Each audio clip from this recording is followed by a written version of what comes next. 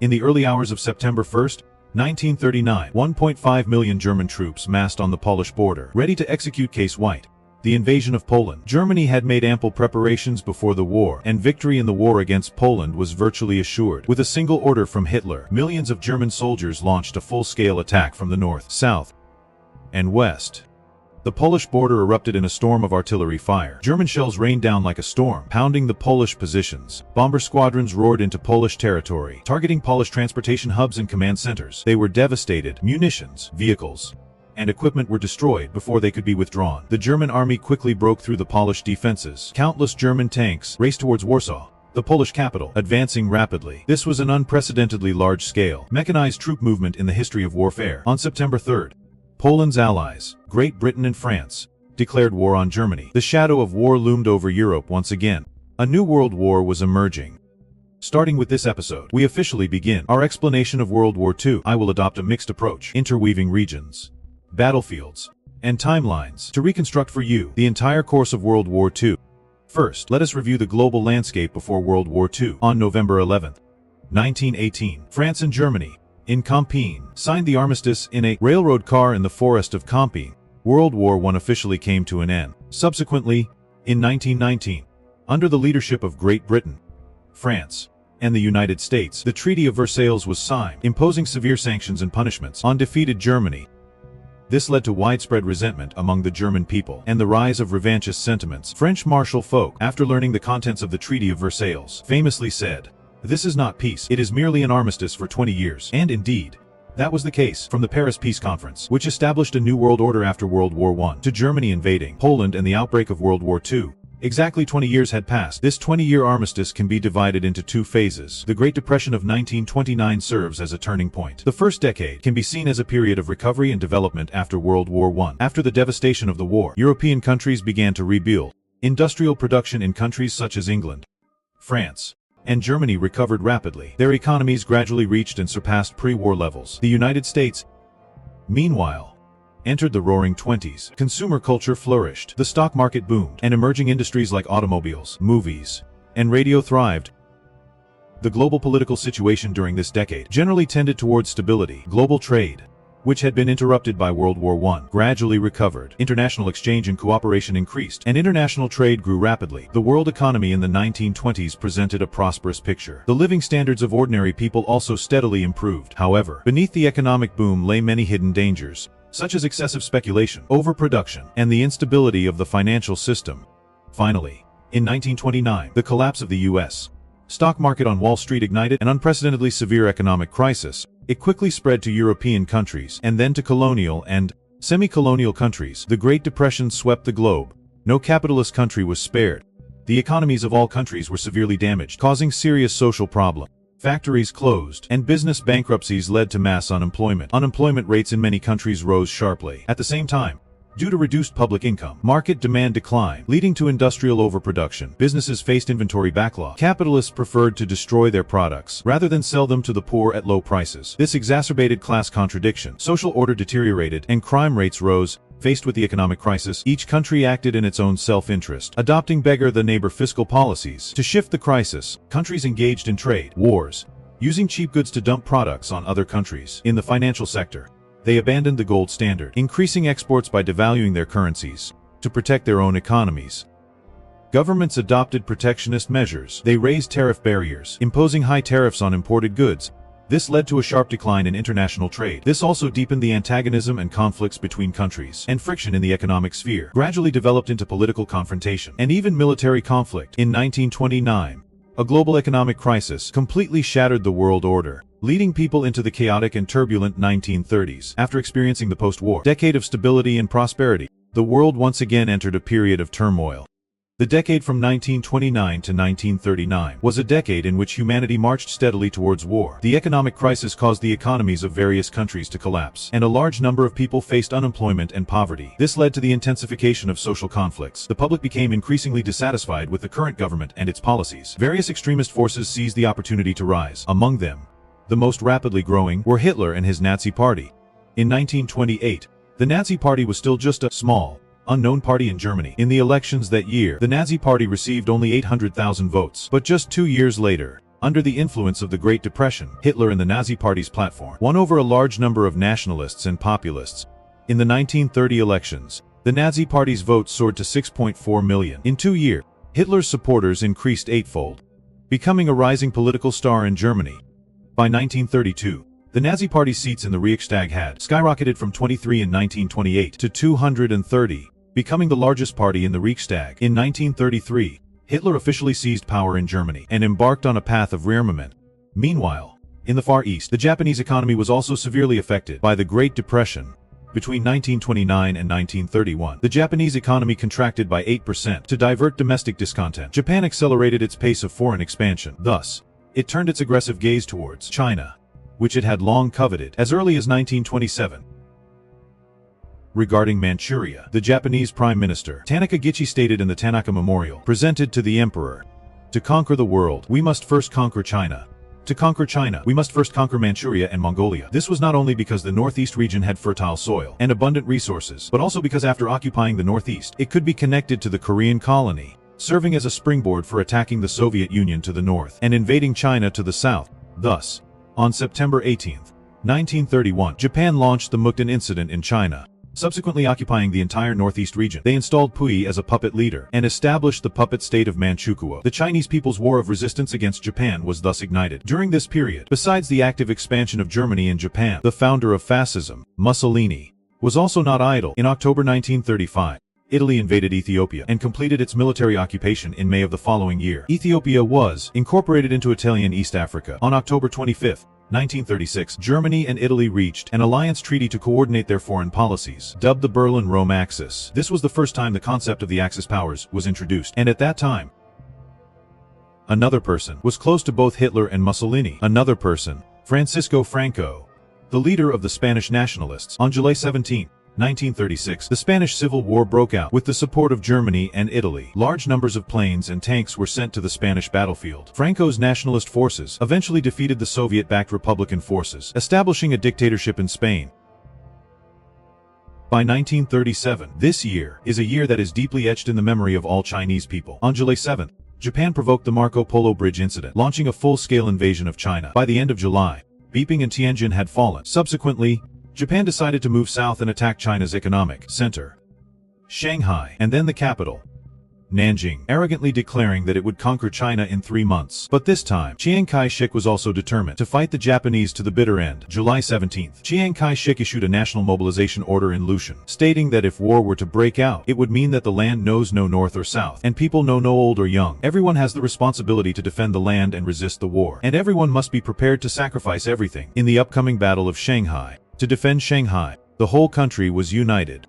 The entire Battle of Shanghai mobilized more than 700,000 soldiers, equivalent to 1/3 of China's military strength. Not only were there elite Central Army troops, but also Sichuan Army troops from various regions, Yu Army and Siang Army Troop, Guizhou Army, Northeast Army, and other armed forces from various regions, all came to support Shanghai. Although these armies had their own grievances during the Civil War, but with a major enemy at hand, everyone set aside their past grudges and united in their hatred of the enemy to jointly face the national crisis. Kai-shek also emptied his coffers, deploying all of his elite forces to the battlefield. The first troops to enter Shanghai were the German-equipped 87th and 88th Divisions. These were model divisions trained by German military advisors. Fully equipped with German gear, they were the most combat-effective troops in the country at the time. Veritable aces among aces. And Japan also deployed a large number of troops to Shanghai. During the Battle of Shanghai, the Japanese army reinforced its forces 3 times on a large scale, bringing the total force to 300,000. These troops belonged to the Japanese Army's class of divisions, were well equipped, and had extensive combat experience. They also had strong logistical support and fire support. In addition, the Japanese army also deployed 130 warships and 500 warplanes, gaining air and sea supremacy. They attempted to rely on their superior firepower and mobility to employ all-out offensive and encirclement tactics, quickly defeating the Chinese army with superior forces under adverse conditions where they were not superior in the sea, on land, or in the air. Not a single unit of our army surrendered. Instead, they relied on their flesh and blood to desperately resist the Japanese offensive. The Guizhou Army, known as the Guangxi Wolves, on their first day on the battlefield, organized a 10,000-man suicide squad to directly confront the main force of the Japanese army. 9 out of 10 soldiers were killed. In the end, almost all 60,000 Guizhou soldiers were sacrificed, but they did not retreat a single step until their deaths. The brave and fierce Siang Army committed its 15 divisions, more than 80,000 men, To the battlefield. After 3 months of bloody fighting, the original Siang army units were almost completely wiped out due to heavy casualties. They had to disband and cancel their designations. From then on, there was no more Siang army in the world. The Northeast Army, in order to cover the retreat of other armies, saw only a few dozen survivors from a force of over 20,000 men. The Central Army's most elite German-trained 36th Division, 87th Division, 88th Division, and the Central Training Corps, among other ace units, were also reduced to less than 30% of their original strength. In the defense of Sihang Warehouse, 808,524th Regiment Deputy Commander Tsai Jinyuan led 800 soldiers in holding the warehouse. Although in reality there were only over 400 men, they fiercely confronted the Japanese army, which outnumbered them many times over. They held their ground with limited supplies and equipment, composing an epic and moving chapter in history. The Battle of Shanghai was a battle during the War of Resistance against Japan, with the most fierce fighting. It was known as the meat grinder of the Orient. In the entire battle, the Chinese army suffered approximately 300,000 casualties. The Japanese army suffered approximately 100,000 casualties. Although it ultimately failed to reverse the outcome, it had significant implications for the entire war of resistance against Japan. It not only shattered the Japanese army's fantasy of conquering China in 3 months, but also boosted the confidence of the entire nation in resisting the war. It also bought valuable time for the relocation of national industries, laying the material foundation for the subsequent protracted war with the Japanese army. It laid the material foundation. After occupying Shanghai, the Japanese army organized forces to attack the capital, Nanjing. They breached the city of Nanjing on December 13, unleashing the inhumane Nanjing Massacre. The Battle of Wuhan in 1938 was the largest in scale during the War of Resistance against Japan, the longest in duration, and the one in which the most enemies were eliminated. The National Revolutionary Army deployed approximately 1 million troops, and local warlords about 400,000 men. The Japanese army deployed approximately 300,000 troops, and local warlords about 100,000 men. After the Battle of Wuhan, the overall war situation in the country basically stabilized. Japan's attempt to achieve a quick victory and force the nationalist government to submit to end the war was shattered from then on.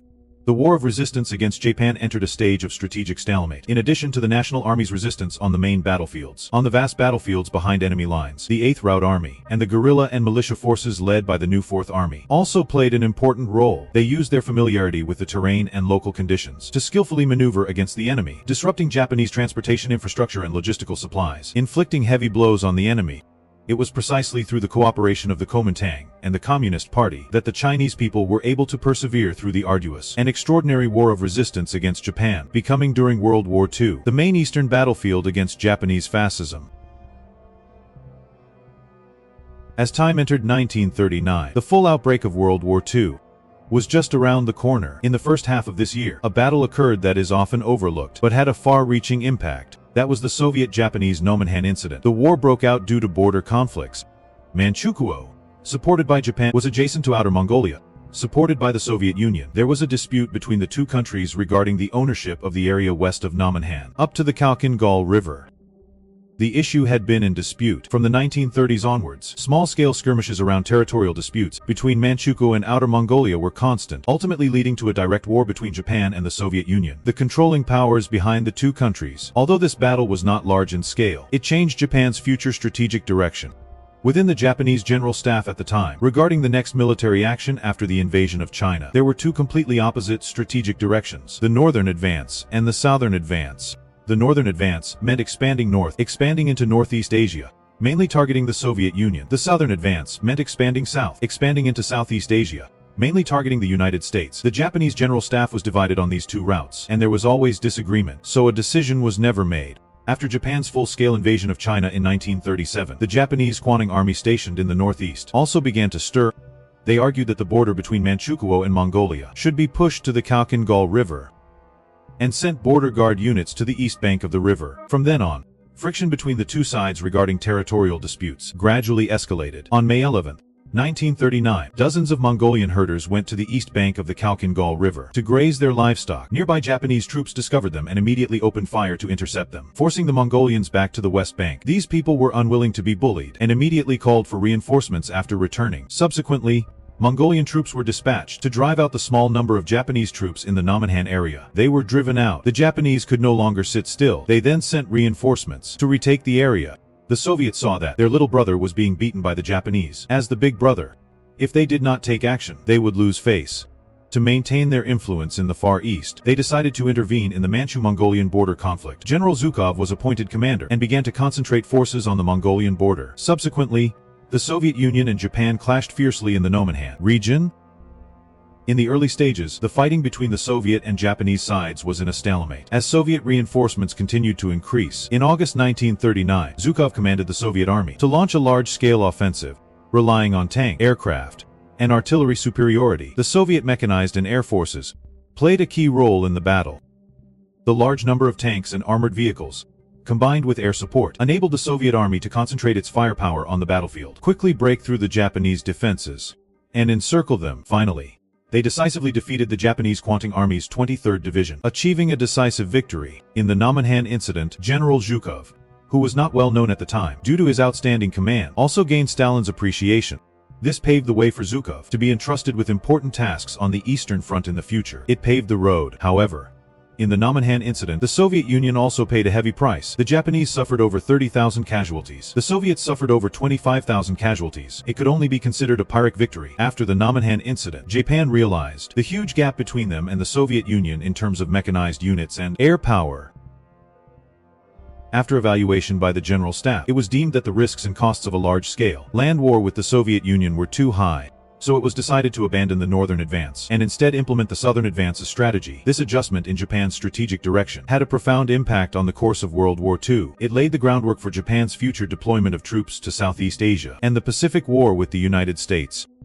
Little did they know that while the risk of fighting the Soviet Union in the north was indeed high, the risk of provoking the United States with a southern advance was even higher. However, the Japanese General Staff at the time apparently did not realize this problem. On September 9, 1939, Japan proposed a ceasefire to the Soviet Union, and the Soviet Union at that time had no intention of expanding the gains. On September 15, the two sides signed a ceasefire agreement. On September 16, the two armies officially ceased fire. The Namenhan incident was declared over. Some may ask why the Soviet Union did not press its advantage and achieve further victories, because at this time, they could no longer focus on the Far East. Something big was happening in Europe.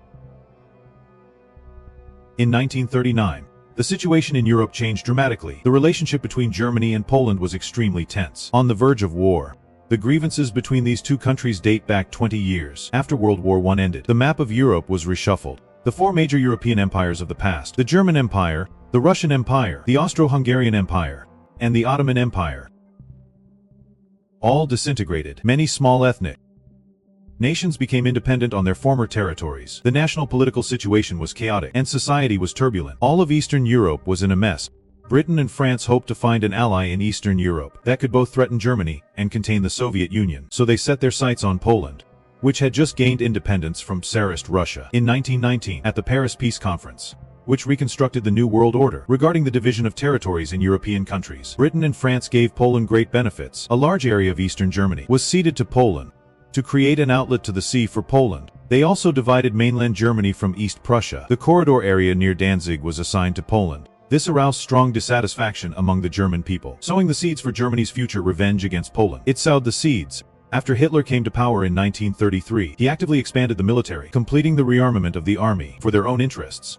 Britain and France implemented a policy of appeasement, condoning Germany's expansion. Starting in 1938, Nazi Germany successively annexed Austria, the Sudetenland, and Czechoslovakia. Then it turned its aggressive intentions towards Poland. This time, Hitler was serious. He was even prepared to wage a world war, because Poland had the support of two allies, Great Britain and France. In April 1939, the German Army High Command issued Case White, the plan for the invasion of Poland, regarding the invasion routes, tactical arrangements, and logistical support. Detailed plans were made. German troops also began to strengthen combat training and military exercises in order to familiarize soldiers with the operational plans and improve the army's combat effectiveness in view of the lessons learned from World War I, where Germany was caught in a two-front war and exhausted from fighting on both fronts. Hitler, in order to alleviate the pressure on the Eastern Front, was also trying to improve relations with the Soviet Union. Starting in May 1939, Germany and the Soviet Union began diplomatic contacts to conduct multiple negotiations on cooperation between the two sides. In August,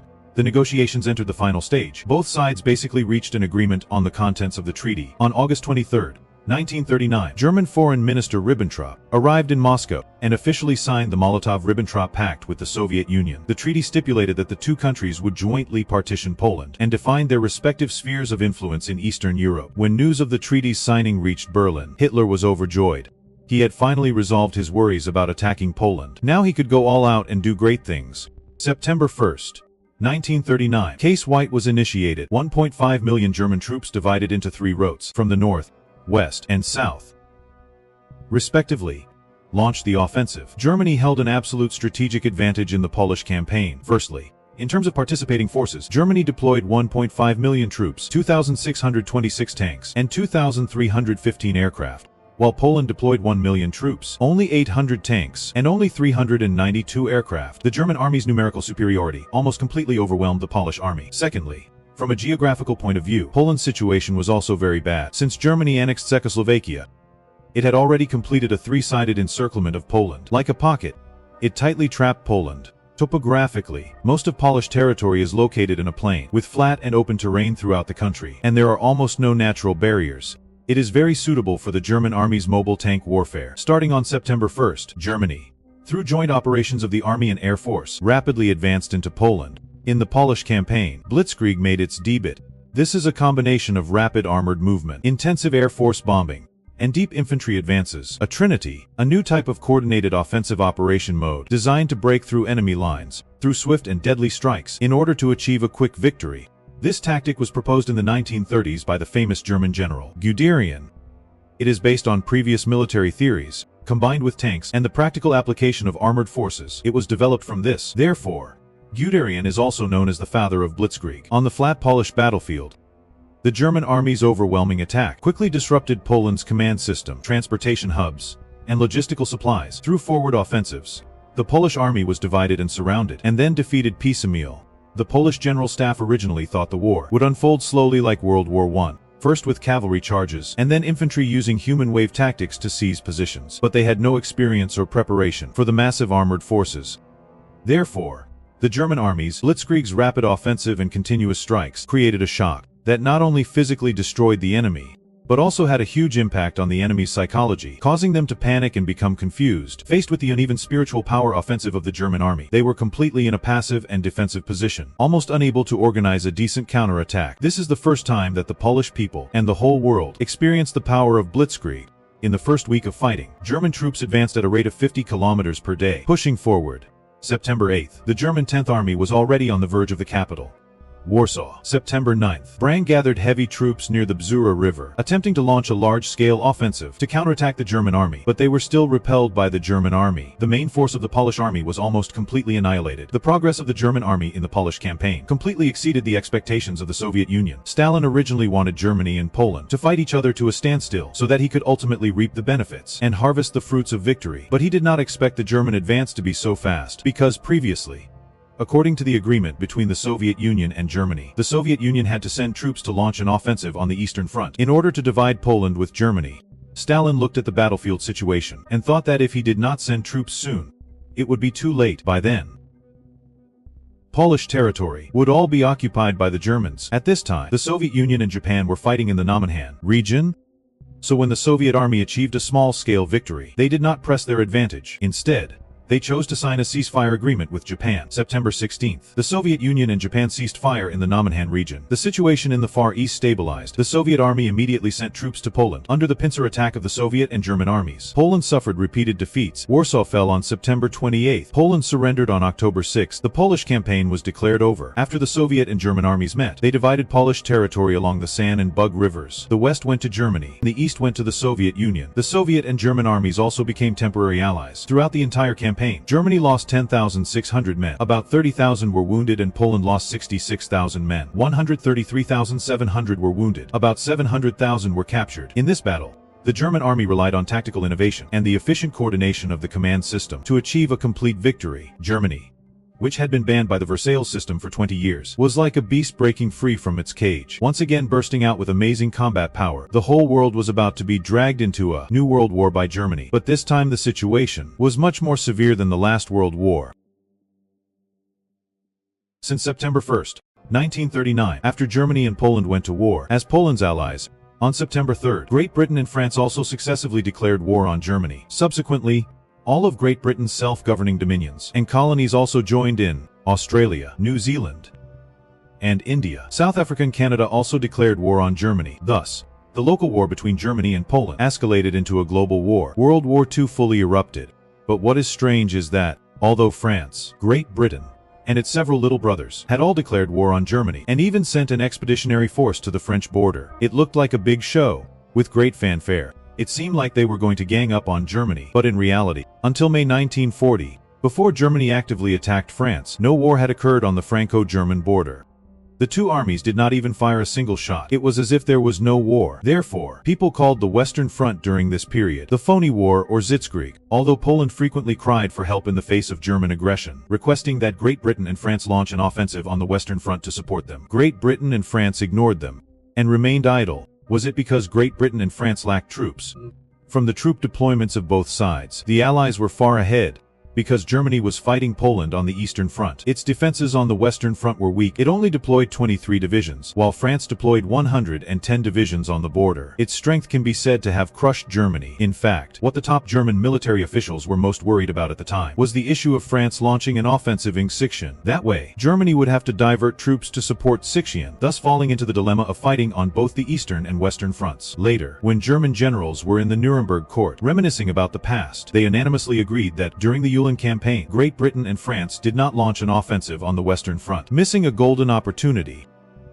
So why did Great Britain and France prefer to miss such a good opportunity, rather than send troops? On the one hand, it was the fear of Great Britain and France. The trauma caused by World War I was still vivid in their minds, especially the damage caused to France. It became a lingering shadow in the hearts of the French. Whether it was the French civilians or the upper echelons, there was a pervasive anti-war sentiment. Therefore, the French commander-in-chief, Gamelin, was more inclined to adopt a conservative strategy. Even when the British Air Force requested to bomb the German mainland, it was strongly opposed by France. The reason was the fear of retaliatory strikes from Germany. On the other hand, the German army's progress in Poland was too fast. In a week, they were at the gates of Warsaw. This greatly exceeded the expectations of Great Britain and France. According to their assumptions, Germany would encounter fierce resistance in Poland, and it would take at least half a year to end the Polish campaign. In that case, Great Britain and France would have time to fully mobilize for war and leisurely transfer troops to the Franco-German border. But Germany's blitzkrieg disrupted Great Britain and France's military plans. The French General Staff considered that since the Polish campaign was about to end soon, even if we send troops now and occupy some German territory, once Germany finishes with the Polish fighters and counterattacks, we will inevitably retreat. It would be better to stay behind the Maginot Line and annihilate the German army in one fell swoop when it arrives. And so, the Allies missed the best opportunity to reverse the situation. After 8 months of inaction, they would pay a heavy price for their wrong decisions. They will pay a heavy price. While Britain and France declared war but did not fight on the Western Front. Observing the situation, after the Soviet Union and Germany had divided Polish territory, they began their respective operations in Northern Europe. The Soviet government began to shift its strategic focus to the Soviet-Finnish border in the northwest, because it is only 32 kilometers from Leningrad, the Soviet Union's second largest city. Leningrad is only 32 kilometers away. Stalin was worried that Finland would become a base for other countries to attack the Soviet Union. Therefore, he hoped to turn Finland into his own satellite state. Finland, on the other hand, insisted on defending its sovereignty and maintaining its independent status. After several fruitless negotiations, on November 30th, 1939, the Soviet Union flagrantly sent troops to attack Finland, thus erupting the Soviet-Finnish Winter War. The Soviet Army deployed 45 infantry divisions and 7 tank brigades, organized into 4 armies, equipped with 1,500 tanks and 800 aircraft, with a total force of about 1 million men, possessing an overwhelming advantage, while Finland, such a small country, with a total population of less than 4 million, in order to resist the Soviet invasion, mobilized a total of about 350,000 soldiers, 60 tanks, and 100 aircraft. Although the two sides were vastly different in strength, the Soviet army made slow progress, struggling every step of the way. Ever since 1937, a large-scale purge was carried out within the Soviet army. This led to a large number of experienced and skilled senior generals being imprisoned or executed. Many generals with no combat experience replaced them as commanders of the army, causing confusion in the command system. So although the Soviet army had millions of men, it had low combat effectiveness due to poor command. While the Finnish army was poorly equipped, it had the advantage of terrain, and its soldiers were familiar with snow warfare. In the early stages of the war, the Soviet army suffered heavy losses, especially on the Mannerheim line, heavily guarded by Finnish forces. The two sides engaged in a fierce battle. The Soviet army adopted a strategy of large-scale frontal assault, attempting to quickly defeat the Finnish army through numerical and firepower superiority. But due to poor command, logistical difficulties, and a lack of adaptation to the Finnish terrain and climate, they suffered significant losses. While the Finns showed amazing resilience, frontline soldiers held their ground and did not retreat. Even militiamen and women went to the front lines to cooperate in combat. Under the united resistance of the Finnish people, the Soviet army suffered a disastrous defeat in the first 2 months, and was forced to stop its offensive. Subsequently, Stalin adjusted his strategic deployment and appointed Marshal Timoshenko to command the army. He relaunched the offensive in early 1940 after another fierce battle. The Soviet army, relying on its superior firepower and troop strength, finally broke through the Mannerheim line. Finally, after more than 3 months of fighting, on March 13, 1940, the two sides signed the Moscow Peace Treaty. Finland ceded 11% of its territory and 30% of its assets to the Soviet Union. The Soviet-Finnish War was declared over. Throughout the entire campaign, the Soviet Union suffered approximately 320,000 casualties. Finland lost approximately 70,000 men. The Soviet Union deployed a large number of troops but suffered heavy losses. The country's reputation was also greatly affected. In the end, they only gained a small area of territory, completely failing to achieve the original strategic goal of conquering Finland entirely.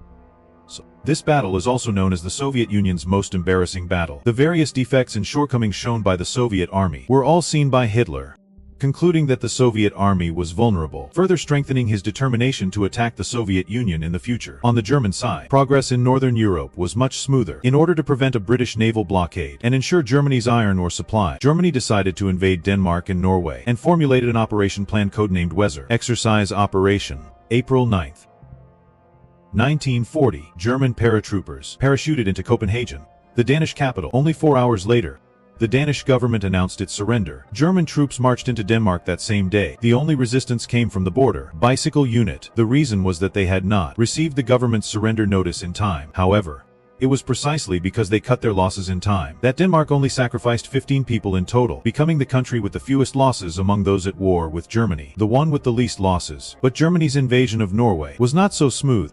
April 9th, German paratroopers once again parachuted into Oslo, the Norwegian capital. The Norwegian king not only did not surrender, but instead went to the countryside to organize civilians to fight guerrilla warfare with the German army. Fighting hard with Germany for 2 months, finally forced to surrender due to the vast disparity in strength, although they only lasted 63 days, but under the powerful offensive of the German army. This was already a good result. Norway also became the second country on the European continent, after the Soviet Union, to resist Germany. After conquering Northern Europe, Germany completely solved the problem of fighting with Britain and France. Hitler at this time was even more unscrupulous, already eager to march into France. When the Polish campaign was over, Hitler faced a very thorny problem. That is, planning for what way should France's offensive strategy be planned? What strategy to conquer France? This concerns the future direction of the entire war. After all, France is a country with 3 million troops, known as the world's #1 army. A strong old colonial empire, once persisted for 4 years in World War I without defeat. Its strength should not be underestimated. End of 1939. The German Army General Staff issued an offensive Yellow Plan for France, the original version of the Yellow Plan, similar to Germany's Schlieffen Plan during World War I. Both planned to have the main German forces attack through Belgium. France directs the capital, Paris, through an attack on a large-scale encirclement and annihilation of the French army to achieve a decisive victory. But Hitler was very disappointed with this plan. He believes that this plan is too conventional, lack of innovation, unable to fully exploit the German army's combat potential. Hitler hoped to be like the Polish campaign, launch a decisive armored assault, but was opposed by Field Marshal Brauchitsch, and many German generals opposed. They think the rapid maneuverability of armored clusters is against. It works well against inferior armies like Poland, but for a first-class strong army like the French army. But it is difficult to play a role, due to the large differences between the parties. So the original version of the Yellow Plan was shelved. Set aside January 10, 1940. A German officer carrying the Yellow Plan on a business trip, when taking a plane, because of the fog, had to land in Belgium. Therefore this document, it fell into the hands of the Belgian intelligence agency, and shared with British and French allies. After this happened, more determined Hitler, the determination to revise the battle plan. February 1940, Manstein, then commander of the German 38th Army, to Hitler, explained his battle plan. He argued that the German army should put its main force in the sparsely populated Ardennes forest area. Through armored set, the group attacked into the weak defense zone of France. This cuts off the connection between the North and South Allied forces, thereby dividing and serving as the Anglo-French Allied forces, forcing France to surrender quickly. Hitler was overjoyed when he heard this plan. He firmly believes that to win this war, we must break the routine, take more radical, more efficient strategic means. Therefore, he very much agrees with Manstein's idea. The next day, the Army General Staff was asked, based on Manstein's suggestion, develop a new operation plan. February 27, 1940, the 4th edition of the Yellow Plan was released. This is to guide the German army in the French campaign. Manstein's plan to win by surprise, also known as the Sickle Harvest Plan, after a period of preparation. May 10, 1940. The French campaign officially kicked off. The troop deployment of both sides is as follows. Germany dispatched 132 divisions, about 2,700 tanks, 7,500 artillery pieces, 5,100 aircraft. Britain, France, Belgium. The Allied forces composed of the Netherlands dispatched a total of 134 divisions, about 5,800 tanks, 14,000 artillery pieces, 2,600 aircraft. Based on the data above, both sides had their strengths and weaknesses. The number of troops was roughly equal, around 3 million on each side. The Allied forces had more tanks and artillery, giving them a firepower advantage. The Germans, however, had more aircraft, giving them air superiority. The two sides were evenly matched.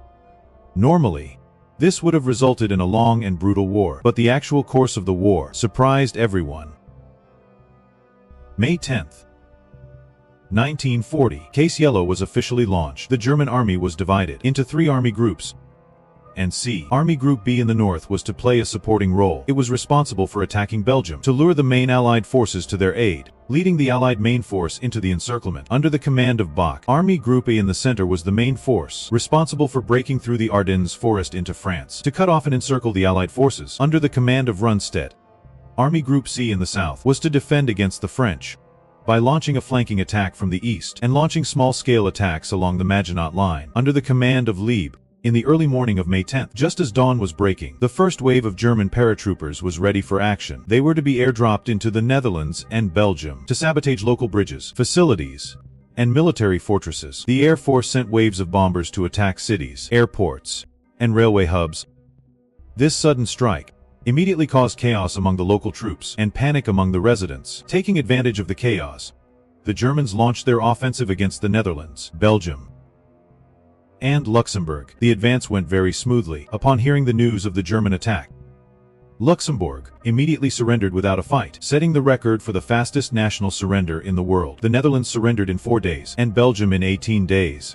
Army Group in sunny Belgium did indeed attract the attention of the Allied forces. Just like in 1914, the main British and French forces, assembled in northern France, raced to reinforce Belgium, unaware that they were falling into a trap set by the Germans. The real German main force, Army Group, was at that moment passing through the sparsely defended Ardennes forest, attempting to encircle the main British and French forces from the rear. Leading the charge was Guderian, with his 19th Panzer Corps. In just 2 days, Guderian crossed the 110-kilometer-long Ardennes Gorge, rapidly advancing towards the heart of France. On the evening of May 12th, the vanguard of the German forces had unexpectedly arrived at the French Meuse River line. May 13th, the Germans captured the French military fortress of Sedan and launched 3 river crossing operations to cover Army Group A's offensive.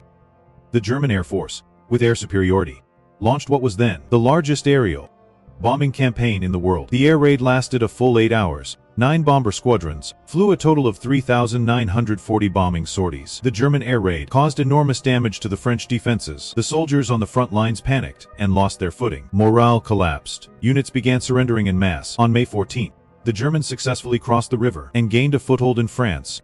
Subsequently, the German armored groups began to advance rapidly at an astonishing speed. Guderian's 19th Panzer Corps advanced towards the west at a rapid pace. The target was Dunkirk on the eastern shore of the English Channel, in the Nord-Pas-de-Calais region, to arrive as soon as possible. Guderian's troops were racing against the clock on their march, when encountering large numbers of French soldiers surrendering. They were unwilling to waste any time. Instead, they used loudspeakers to tell the French soldiers, "We do not have time to take you prisoner. Drop your weapons and get out of here. Don't block the road." At the same time, Rommel's 7th Panzer Division was also advancing rapidly. They marched day and night, giving the French no chance to establish new defensive lines. The French 1st Armored Division fought against Rommel's troops, and was almost completely wiped out. Only 3 tanks remained operational. By May 17th, just 1 week after the start of the Battle of France, Rommel had already captured 10,000 French soldiers, while only losing 36 men himself. May 20th, Germany. The vanguard of the 2nd Panzer Division reached the Somme River. Along the coast, they could already see the English Channel to the west. At this time,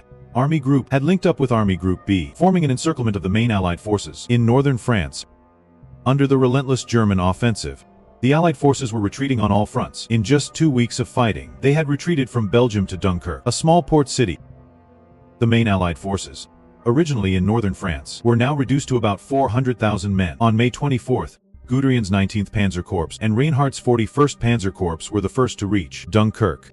Dozens of infantry divisions were also steadily following behind. Guderian was determined to fight a decisive battle at Dunkirk and achieve a glorious victory. completely annihilating the remaining hundreds of thousands of Allied troops. Just as the Germans were preparing to launch their confident attack, they suddenly received an order from Hitler to halt their advance. Regarding why Hitler ordered a halt to the attack on Dunkirk, there are many different theories to this day. There are several main viewpoints. First, the protection of armored units. Hitler believed that the rapid penetration of the armored units had caused physical fatigue among the soldiers, and they were in urgent need of rest. Moreover, the Dunkirk area was full of wetlands and swamp. This type of terrain was not conducive to the movement of tanks and mechanized units. A rash attack could result in serious losses, affecting the subsequent operation to advance south and attack Paris. Second, excessive confidence in the Air Force. The commander-in-chief of the German Air Force, Göring, seeing the army's unstoppable advance in France, achieving victory after victory, felt that the Air Force's limelight and credit were being stolen by the army. So he patted his chest and assured Hitler that the army's help was not needed. The army was not needed. The Air Force alone could wipe out the Allied forces in the encirclement. Hitler believed him.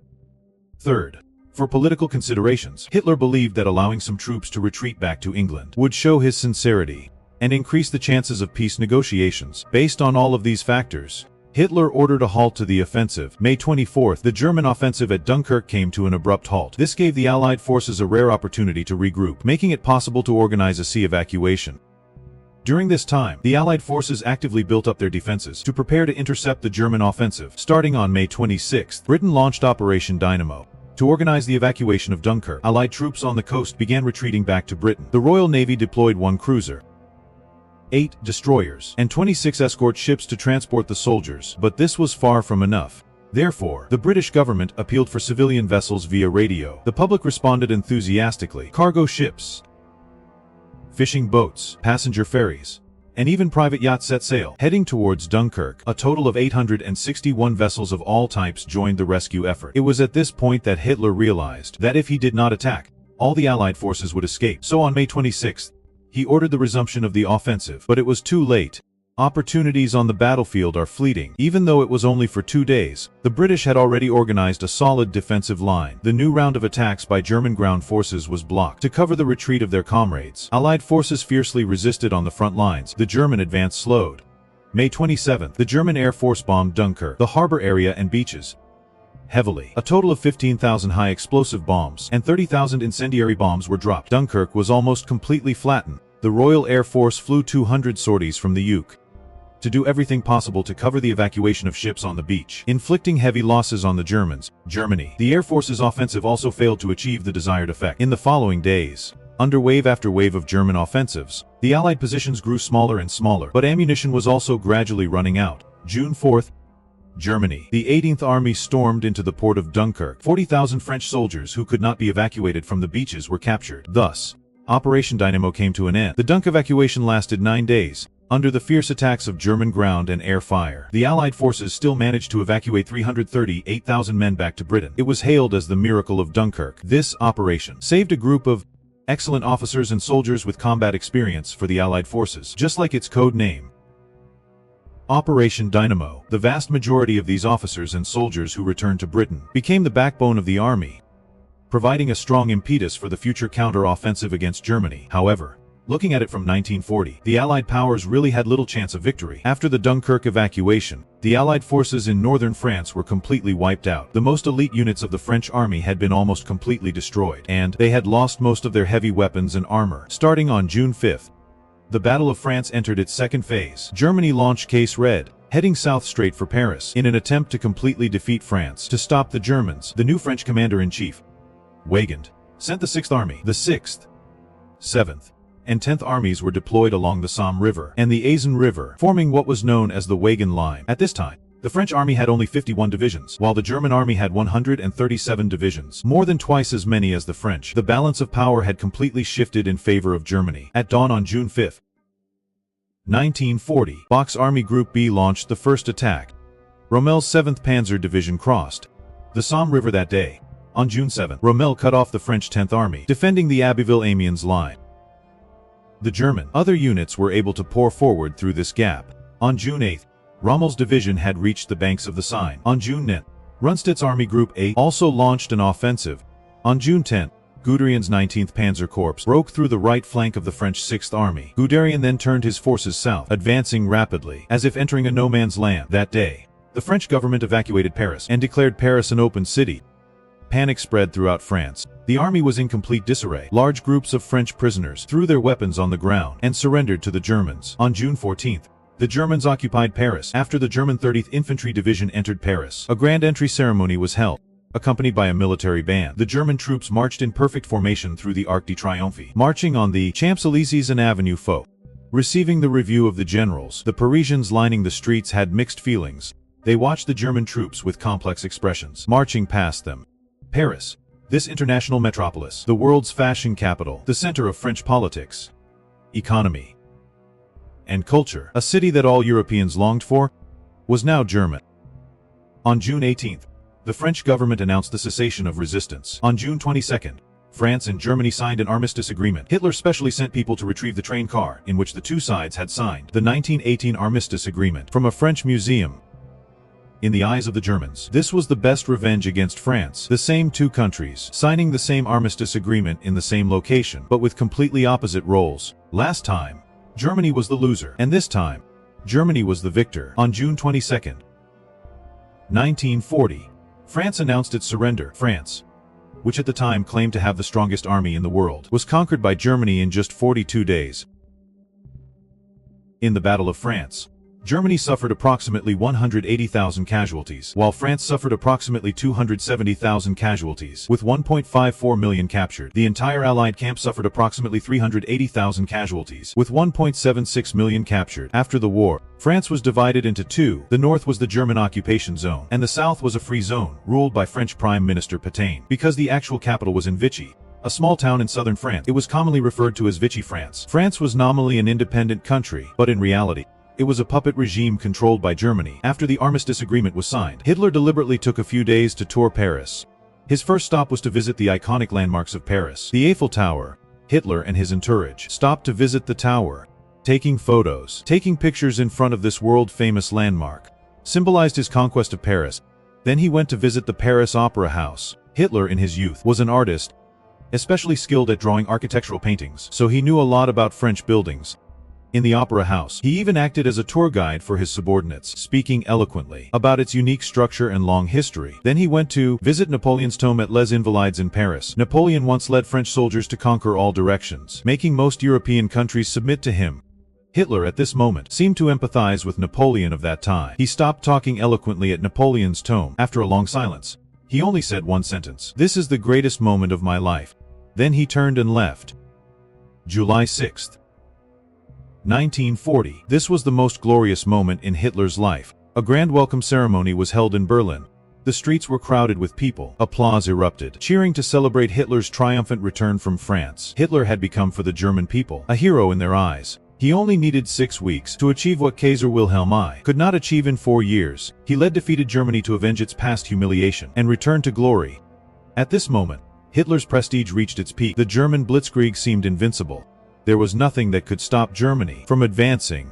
Now Germany had swept across Western Europe, and Hitler's ambitions went far beyond that. He wanted to unify all of Europe, and even dominate the world. Next, the raging flames of World War II would sweep across the globe even more fiercely. In Africa, Rommel commanded the German army to sweep across North Africa, earning the nickname Desert Fox. In Europe, Germany launched Operation Barbarossa, blitzing the Soviet Union, reaching the outskirts of Moscow. In the Pacific, Japan launched the attack on Pearl Harbor, a surprise attack drawing the most powerful nation, the USA, into World War II. In Asia, Japan further occupied various Southeast Asian countries, attempting to establish the Greater East Asia co-prosperity sphere. The smoke of war will spread to every corner of the world, from the prosperous European continent to the vast heartland of Asia, from the scorching African desert to the turbulent waters of the Pacific Ocean. Allies and Axis forces were engaged in fierce battles everywhere. Where will this unprecedented world war ultimately lead?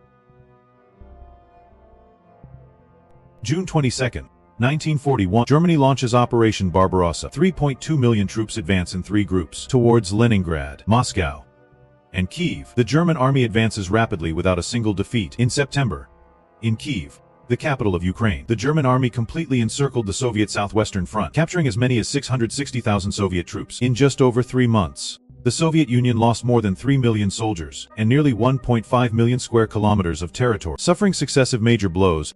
October 2nd, the German army officially launched its offensive against Moscow, codenamed Operation Typhoon. Hitler was very confident about defeating the Soviet Union. He was even planning a trip to Moscow. He hoped to tour Moscow as he had Paris a year before. Touring Moscow and taking pictures in front of the Kremlin, the German forces at the front were determined to win. German tanks were rumbling forward. A violent typhoon was about to strike. Moscow was in imminent danger.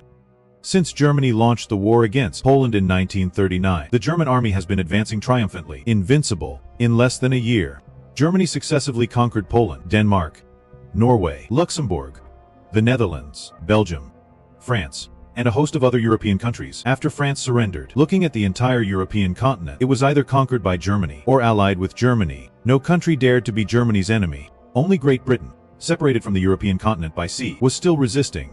Wealthy and defiant. After the Battle of France in June 1940, Hitler began planning operations against Britain. On July 16, Hitler issued Directive No. 16, announcing Operation Sea Lion, the plan to invade the British mainland. But to ensure the smooth progress of the landing operation, it was necessary to first destroy the British Royal Air Force RAF and gain air superiority. This task naturally fell to Hermann Göring, Commander-in-Chief of the Luftwaffe. To this end, Göring confidently assured Hitler that he only needed 4 days to defeat the RAF as he had defeated Poland. Subsequently, the largest air battle of World War II, the Battle of Britain, officially began. After a series of preliminary strikes against Britain's shipping and radar installations, the German Air Force officially launched a large-scale air offensive against Britain. On August 13th, air offensive. Let us first take a look at the comparison of air power between the two countries. Germany had a total of more than 2,600 aircraft, while Britain had a total of more than 1,200 aircraft. Germany had twice as many aircraft as Britain, giving them a numerical advantage. However, German aircraft had to operate across the English Channel, resulting in long round-trip times and distances. This caused some attrition to their air combat capabilities. Britain, on the other hand, had the advantage of fighting on home ground and was close to its own air bases, making it easier to replenish fuel and ammunition, so the strength of both sides was basically equal. From August 13th to August 23rd, during the 10 days of battle, the German Air Force concentrated its superior forces to attack ports in southern England, cities, and air bases. They conducted 5 large-scale bombing raids. However, the German attacks lacked focus, which to some extent dispersed their forces, reducing the effectiveness of their attacks. Meanwhile, Air Chief Marshal Dowding deployed fighter planes, radar, and anti-aircraft guns in an organized manner from all directions to intercept the German Air Force's attacks. Britain's staunch resistance frustrated the German air offensive. In this phase, the German Air Force lost 290 aircraft. The British Air Force lost 114 aircraft. On August 24th, the German Air Force began bombing central London. Upon learning this news, the British Prime Minister, Churchill, convened a meeting with his generals. They decided to launch a retaliatory strike against Germany. On August 25th, the British Air Force sent 81 bombers to raid Berlin at night. This was the first time Berlin had been bombed, the first time civilians had been killed by bombs, although the British Air Force's attack was not very effective, and the casualties were minimal. It had a tremendous psychological impact on the Germans. It was a huge shock. Göring never dreamed that the British Air Force could penetrate so many defenses and fly to Berlin. On the nights of August 28th and August 31st, British forces again bombed Berlin twice, killing 7 people and injuring 29, causing the citizens of Berlin to truly feel the impact of the war. After Britain launched 3 consecutive air raids on Berlin, Hitler was furious and ordered Göring to take larger-scale retaliatory action. On September 7th, the German Air Force began to concentrate on a large-scale bombing campaign against Britain, covering all major cities in Britain and industrial centers, attempting to weaken British morale by destroying cities and harming civilians, weakening British morale and forcing them to surrender. The British capital, London, became a major disaster area. Throughout the Battle of Britain, London was bombed for over 76 days and nights. More than 43,000 civilians died, and about 100,000 homes were destroyed. London, therefore, became one of the cities most heavily bombed during World War II. Although major British cities suffered severe damage, and thousands of civilians lost their lives in the air raids, but the British people's determination to resist did not waver. Instead, the destruction of their homes and the loss of loved ones only strengthened their will to resist. Relying on advanced radar technology and domestic logistical support, the British Air Force gradually gained the upper hand in the battle. After more than a month of intense air combat, Germany failed to destroy the British Royal Air Force and was unable to gain air superiority over the English Channel, due to the British fighter squadrons in the air and the anti-aircraft artillery on the ground, causing the German Air Force to suffer heavy losses. So from October onwards, The German air raids gradually shifted from day to night, and the scale and intensity gradually decreased. Apart from destroying urban buildings, injuring civilians and creating a climate of terror, it no longer had any substantial military effect. Hitler had to abandon his attempt to land on British soil. Operation Sea Lion was forced to be cancelled. After this, the Battle of Britain between Britain and Germany continued until June 1941. With Germany's invasion of the Soviet Union, the main force of the Air Force was transferred to the Eastern Front. The air raids on Britain finally came to an end. In early 1941, in Africa, the Allied forces also engaged in fierce fighting with the Axis forces. January 11, 1941, Hitler sent the 5th Light Mechanized Division to North Africa. Regarding why Germany opened the North African Front, we have to mention his useless ally, Italy. You could say that Italy in World War II was almost always defeated in battle. Every war Italy launched only resulted in more losses for them, without any benefit. At the beginning of the Battle of France, Hitler invited Mussolini to jointly attack France, but the wavering Mussolini did not dare to take the risk, so he chose to stand idly by. But the course of the Battle of France exceeded everyone's expectations. Germany advanced rapidly and irresistibly. Only a month after the start of the war, the German army was already at the gates of Paris. On June 10, 1940, the French government withdrew from Paris and fled in panic. Seeing that France was doomed and the outcome of the battle was settled, Italy hurriedly declared war on France, hoping to take advantage of France's weakness and profit from its misfortune. They even fantasized about dividing France with Hitler, but the performance of the Italian army was disappointing. Due to low command efficiency, the army's mobilization was slow. 10 days after declaring war on France, the Italian army still had not taken action. Until June 21st, the day before France surrendered to Germany, Italy launched an offensive on the border, attempting to severely damage the French army as France collapsed. To this end, the Italian army mobilized 300,000 troops, while the French defenders numbered only 180,000. Although France was overwhelmed by Germany and was unable to fight back, it was more than capable of dealing with Italy. On the border, the French army repeatedly repelled the Italian attacks. The Italian offensive made no progress and suffered heavy casualties. When France surrendered to Germany on June 22nd, the French army on the border even pushed back and occupied part of Italian territory. On June 24th, under pressure from Germany, France and Italy signed an armistice agreement, getting nothing out of France. Mussolini felt humiliated, hoping to regain some dignity through victories in other regions. He turned his attention to Africa, deciding to seize British-controlled Egypt. Mussolini believed that Italy had two advantages in its advance on Egypt. First, Britain was currently being besieged by Germany on the island of Great Britain, beset by internal and external problems, unable to send troops to reinforce Egypt. Second, Italy occupied Libya and Ethiopia in Africa. After annexing Egypt, it could further strengthen its power in its African colonies. September 13th. The Italian 10th Army invaded from Libya. The Italian army in Egypt mobilized more than 200,000 troops, while the British forces stationed there numbered only over 30,000, including the British 7th Armored Division and parts of the Australian and Indian forces. Although the Italian army outnumbered the British by 6 or 7 to 1, these troops were poorly equipped and lacked mobility. Especially in terms of tanks and air support, there was a clear deficiency. The British garrison, on the other hand, was relatively well equipped and well trained. Therefore, the Italian army's numerical advantage failed to translate into actual combat effectiveness. They could fight for 3 months. The Italians advanced 100 kilometers. By December 8, 1940, the British army launched a counter-offensive operation codenamed Operation Compass. The Italian army, when engaged, collapsed immediately. The British army advanced westward along the Victoria Road and captured Libya and several military fortresses within its borders. The defending troops along the way surrendered at the mere sight of them. In just 3 days, they captured 40,000 Italian soldiers. The British did not expect the Italian army's combat effectiveness to be so low. This battle was too easy. So easy that the British commanders were a little taken aback. The British commander who formulated the counter-attack plan, General Wavell. The original plan was to launch a 5-day attack. Recapturing the wetlands occupied by the Italian army would have been enough, but they did not expect the battle to progress so smoothly. This prompted them to revise their battle plan, deciding to launch a larger-scale offensive.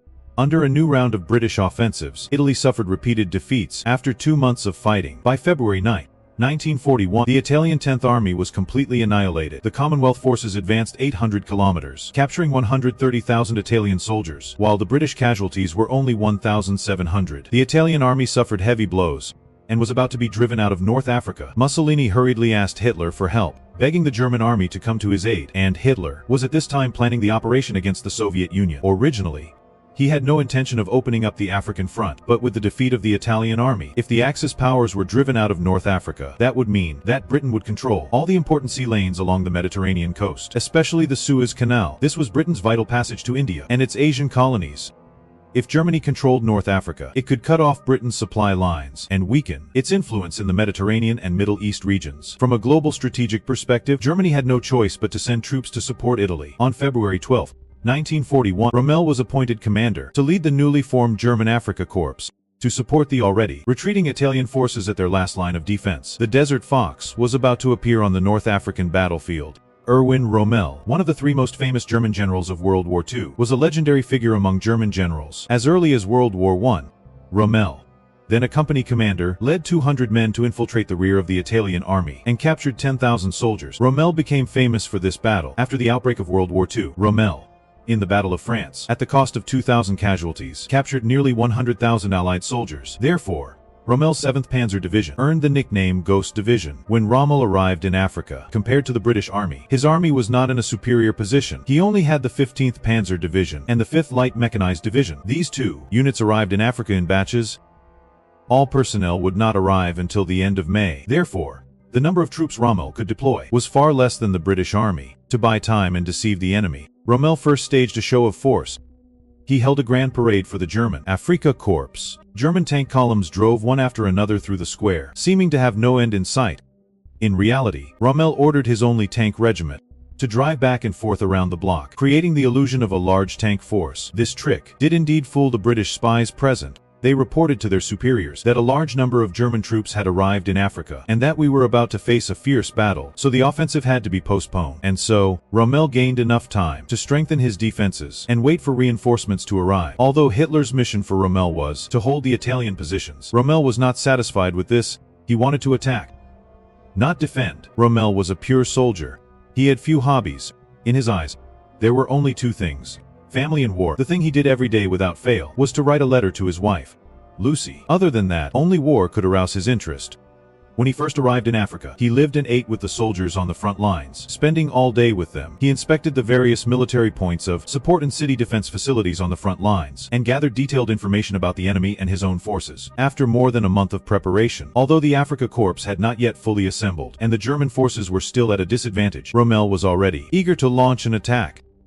March 24, 1941, the first German offensive begins. The Desert Fox, Rommel, once again employed his fox-like, cunning deception tactics. He ordered his soldiers to tie brooms to the tank trees, to deliberately kick up clouds of sand, creating massive dust clouds, making it appear as if 3 times the forces were approaching. In addition, the Germans also used a large number of cardboard tanks, placing tank models on the outside of cars. Although these cardboard tanks could not fire in the swirling dust, they looked just like the real thing, having a powerful deterrent effect. The British saw the dust clouds kicked up by the German tanks and thought a large German force was advancing on them, and immediately abandoned their arms and fled in disarray. Rommel seized the opportunity to continue advancing. He divided his troops into 3 groups, adopting a flexible operational plan to adapt to any situation, launching a simultaneous attack. Soon the British army was in full retreat. Panic and chaos erupted among the British troops, beginning a week-long, 800-kilometer retreat. British commanders Neame and O'Connor, while fleeing, lost their way in the vast desert, and in their haste, drove their car into a German military camp and were captured by the Germans. By April 15th, the British army had retreated back to the Egyptian border, and the Axis powers had retaken all of Libya except for Tobruk. Rommel requested the German High Command to send more troops to North Africa. He assured Hitler that if he could be given the same forces as the British, he could take Egypt and the Suez Canal. But Hitler at this time was preparing to invade the Soviet Union and was unwilling to divert troops to Africa, so Rommel's offensive had to stop. The battle lines stabilized at the Egyptian border. After this battle, the two sides had nearly half a year without any major battles. The North African battlefield entered a long period of stalemate. Now let us turn our attention back to Europe. The first half of 1941, Hitler focused all his energy on Eastern Europe, going all out to prepare for the war with the Soviet Union. But at this time, Italy caused trouble again. Earlier we talked about January 1941. Mussolini, getting pummeled by the British in Africa, urgently asked Hitler for players. This is why Rommel went to support North Africa. But in less than 3 months, Italy, the terrible teammate, asked Germany for players again. This time it was not in Africa, but in Greece. The war between Italy and Greece started in 1940. After the Battle of France, Mussolini was extremely envious of Hitler's victories in Western and Northern Europe, and hoped to prove that he was also capable of leading Italy to similar success. But based on recent experience, whether fighting France or Britain, Italy was no match. Since he could not win against major powers, he thought Surely I can beat a small country. After much deliberation, he set his sights on the neighboring small southern European country of Greece. On October 28, 1940, Italy sent 530,000 troops southward from Albania in northern Greece to invade Greek territory, while the Greek defenders numbered less than 300,000 and had limited war resources. Lacking weapons and ammunition, the Italian army hoped to break through the Greek defenses with its superior tanks and armored forces. But Greece's terrain was rugged and treacherous, providing a good obstacle for the tank forces, making it impossible for the Italian tanks to pass through the mountainous areas and muddy roads. Therefore, the Greek defenders used the advantageous mountainous terrain to mount an effective defense, repeatedly repelling the Italian attacks. In 3 days, Italy failed to break through the Greek defenses. By the time reinforcements arrived, they had only advanced 30 kilometers. The Greek defenders, facing the Italian army's poor tank progress and the weakness of defenses in some areas, began to counterattack the areas occupied by the Italian army. The outnumbered Greek army actually fought the Italian army to a standstill. November 13th, the Greek army had completely recovered the wetlands. On the 14th, the Greek army advanced towards the Albanian territory, occupied by the Italian army. After fierce fighting, in early December, they occupied the southern region of Albania. Then, on January 10, 1941, Greece occupied the strategically important Klizora Pass, achieving a major victory. By the end of January, due to Italy's numerical superiority and Greece's own logistical problems, they were forced to halt their advance. March 9th, Mussolini brought in another 17 divisions to personally oversee the battle, launching a new offensive against Greece. But after fighting for more than 10 days, the Italian army suffered heavy casualties and failed to repel the Greek army. The battle lines remained static. At this time, the British Navy also came to support Greece. In the Battle of Cape Matapan on March 28, the British Navy sank the Italian navy's 3 strategic ships and 7 destroyers. A series of failures in land and sea operations made Italy precarious. Mussolini had no choice but to ask Hitler for players again, requesting the German army to move south to help Italy attack Greece. Faced with the Italian army's crisis, Germany had to step in to help, because the Balkan Peninsula, where Greece is located, is of great strategic importance. If Italy failed, and the Axis powers withdrew from the Balkan Peninsula, then Britain would use Greece to open up a new battlefield in southeastern Europe, which would not only threaten Germany's southern territory, but also affect Germany's oil supply in Romania. Almost at the same time as the Italian defeat, a coup also took place in Yugoslavia, north of Greece. The new government announced its withdrawal from the Axis powers. Hitler was shocked by this, and decided that troops must be sent to ensure the stability of the Balkan region. The German General Staff launched Operation Marita on April 6, 1941, simultaneously launching attacks on Yugoslavia. Greece, a powerful blitzkrieg, overwhelmed the local garrison.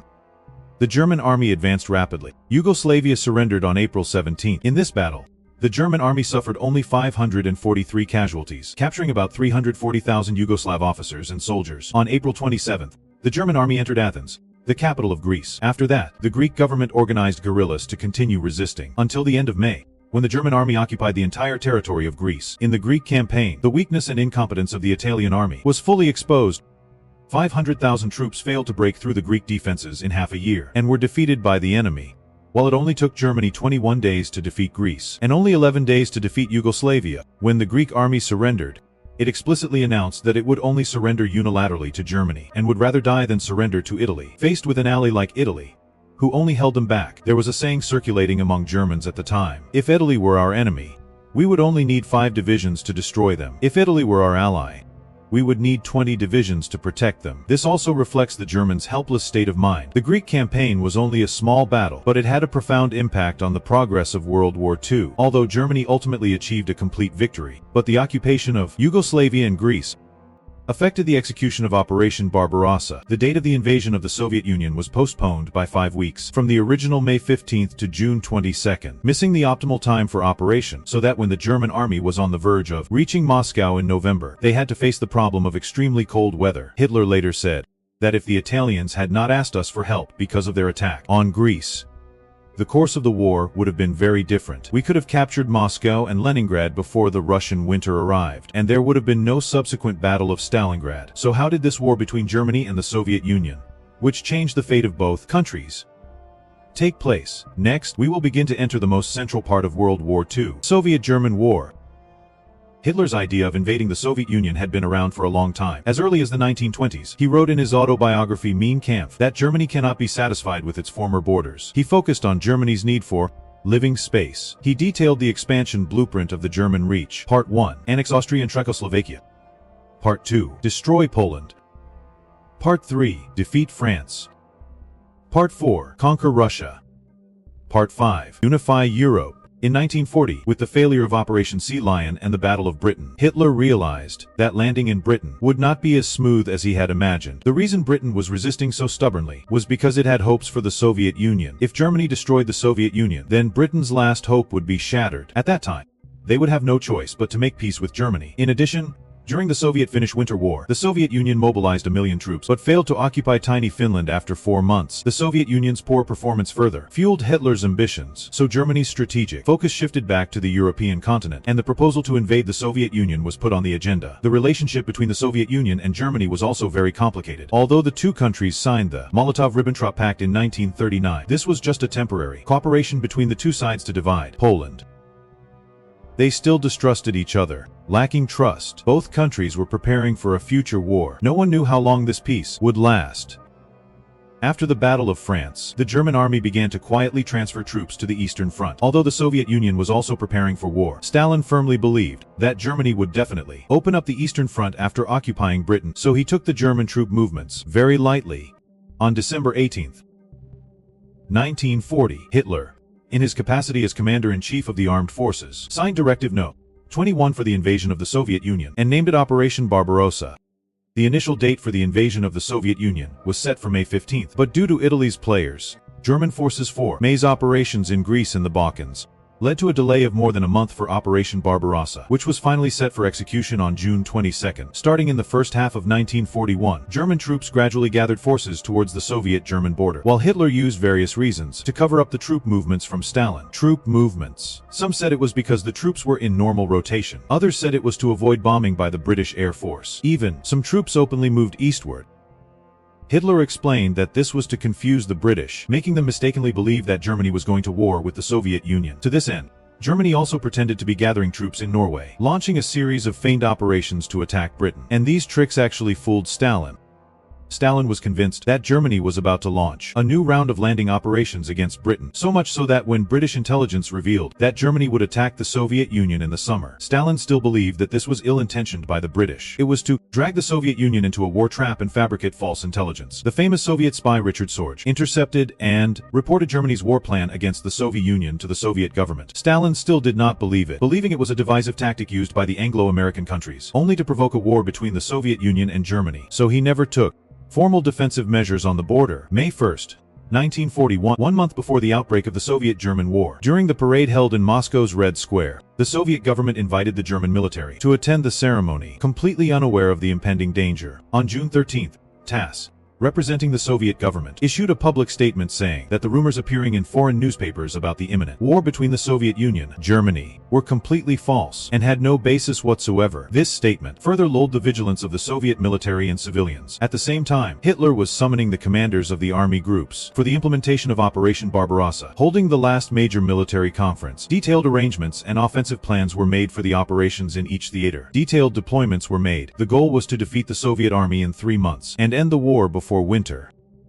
As of June 1941, under the secret deployment of the German army, 3.2 million troops were already directly on the Soviet border, and a large amount of military supplies and ammunition had been stockpiled. As the German invasion date drew nearer, the Soviet Union received more and more related intelligence. All indications showed that Germany was about to launch a large-scale offensive against the Soviet Union. Around 11 p.m.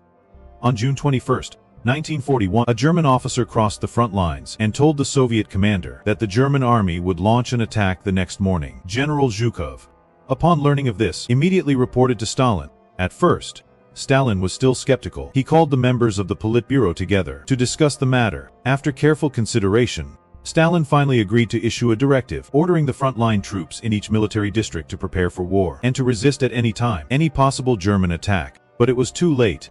After dealing with this matter, Stalin dragged his tired body back to his bedroom. He had just fallen asleep when there was a sudden, urgent knock on the door. Stalin woke up abruptly. No one had ever woken him up so urgently before. He walked out in his pajamas. The guard reported to him that Germany had launched a surprise attack on the border and was advancing into our territory. Only then did Stalin realize that he had been kept in the dark by Hitler all along. The worst-case scenario had happened after all.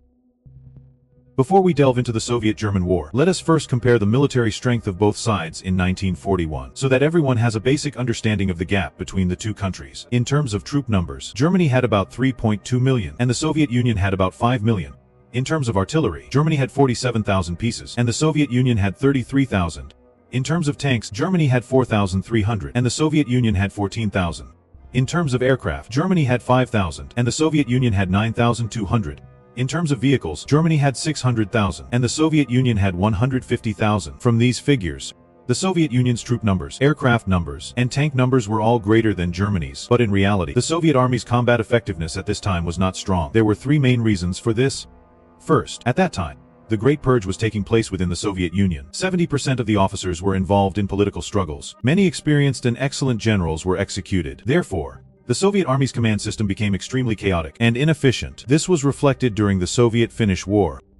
Second, although the Soviet Army's equipment was large in scale, its performance was outdated. Although the Soviet Union had tens of thousands of tanks, but the vast majority were outdated tanks with poor performance. The T-34 tank, the mainstay of the Soviet Army in World War II, was not yet in widespread use at this time. In addition, the performance of Soviet fighter planes was also inferior to that of Germany. So in the Soviet-German War, German tanks and aircraft often relied on their superior performance to gain the upper hand. This situation continued until the end of World War II, when it gradually reversed. Third, the quality of German soldiers was far superior to that of the Soviet Union. The German troops on the battlefield had all received excellent training, and had participated in the Polish campaign, and many other large-scale battles, such as the Battle of France. They had extensive combat experience. The German army in 1941 was at its peak. It could be said that, at that time, it was the most combat-capable army in the world. In addition to the above three differences, the biggest difference between the Soviet Union and Germany was at the strategic and tactical level. At that time, the German army's blitzkrieg was invincible. The efficient coordination of aircraft,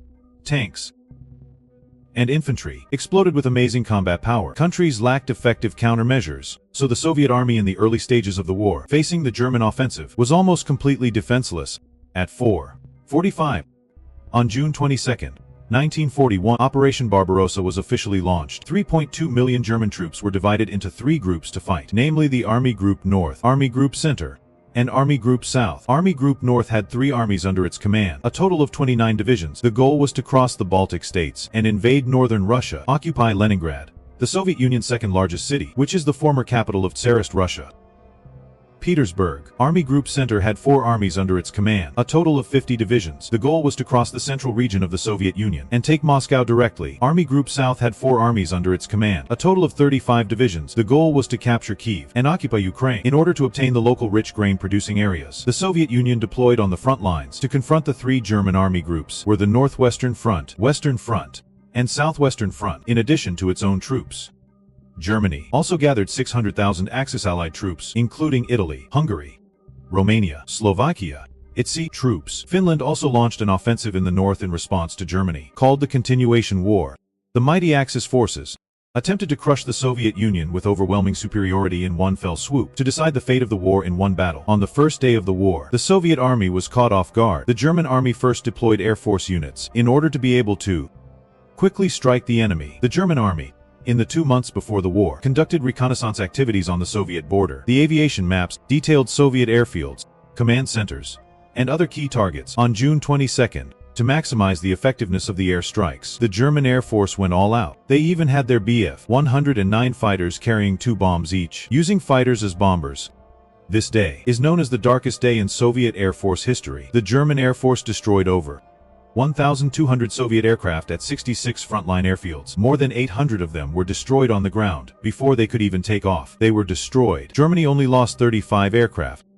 What does it mean to lose 1,200 aircraft in a single day? During the entire Sino-Japanese War, which lasted 8 years, the total number of Japanese aircraft destroyed was also over 1,200. On the first day of the battle, the German Air Force heavily bombed key Soviet border transportation hubs, military bases, and border troops. And within the Soviet defense perimeter, paratroopers were airdropped to seize key locations. The speed of the German offensive caused the Soviet defense system to collapse instantly. Radio and communication facilities were quickly destroyed, causing the Soviet units to be unable to communicate and coordinate with each other. The command structure was paralyzed. At this point, the Soviet army, in a panic, should have retreated to consolidate their position. Retreating to the second line of defense would have allowed them to regroup. However, with the situation unclear, that very night, the Soviet High Command issued an order, demanding that border troops launch a fierce counterattack. This made things even worse for the already confused and panicked Soviet troops on the front lines, leading to large numbers of units being cut off and surrounded. On the first day of Operation Barbarossa, the German forces advanced 50 kilometers and achieved absolute air superiority. The first day of the offensive cost the Soviet Union dearly,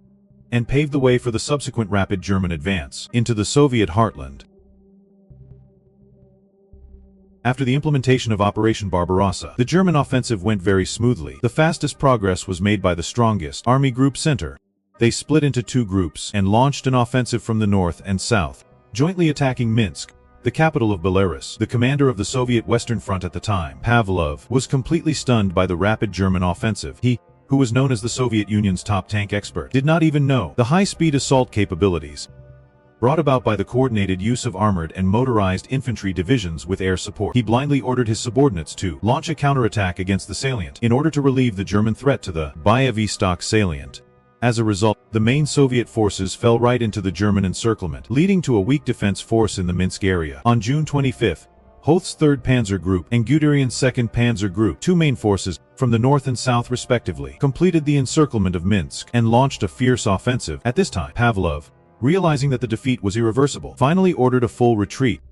He ordered the armies to march day and night to shake off the pursuing German forces. However, due to the German Air Force's bombing, large amounts of fuel and transport vehicles were destroyed. So many units had to advance on foot. Only about 1 per 3 of the troops, under the cover of tanks and heavy artillery, managed to break through. On June 27, Guderian and Hoth met in Minsk. Only 5 days into the war, their armored forces had penetrated deep 200 kilometers into Soviet territory. By this point, the journey to Moscow was already 1 per 3 complete. The Battle of Minsk saw the German forces rapidly maximize their momentum and overwhelming advantage, achieving stunning results. In just over 10 days, the Soviet Western Front suffered approximately 420,000 casualties, including 340,000 captured, while the Germans only suffered 12,000 casualties. This was after the start of the Soviet-German War, the first major defeat for the Soviet Union. This battle caused huge losses for the Soviet army. It had an extremely negative impact on the morale of the Soviet army. In order to punish this defeat, the Western Front commander, Stalin, had Pavlov court-martialed. For dereliction of duty, poor command, and other charges, he was sentenced to be shot. Timoshenko was appointed commander of the Western Front. The loss of the Battle of Minsk marked Belarus falling into German hands. Germany's initial blitzkrieg tactics were successful, and they continued to advance eastward towards Smolensk. Smolensk is the gateway to Moscow. Occupying Smolensk would allow the German army to advance unimpeded directly to the outskirts of Moscow. Therefore, its strategic value was very important. On July 10, the German 2nd and 3rd Panzer Groups used the same tactics as in the Battle of Minsk and launched another offensive towards Smolensk. With strong armored forces and air support, Guderian's 2nd Panzer Group and its 29th Motorized Infantry Division captured Smolensk on July 16, but failed to completely encircle the Soviet forces. To the north, Hoth's 3rd Panzer Group made slow progress. The Soviet forces launched several counterattacks, attempting to break through the German encirclement. On July 20, the German 46th Corps captured Yartsevo, 70 kilometers east of Smolensk, establishing a salient facing Moscow.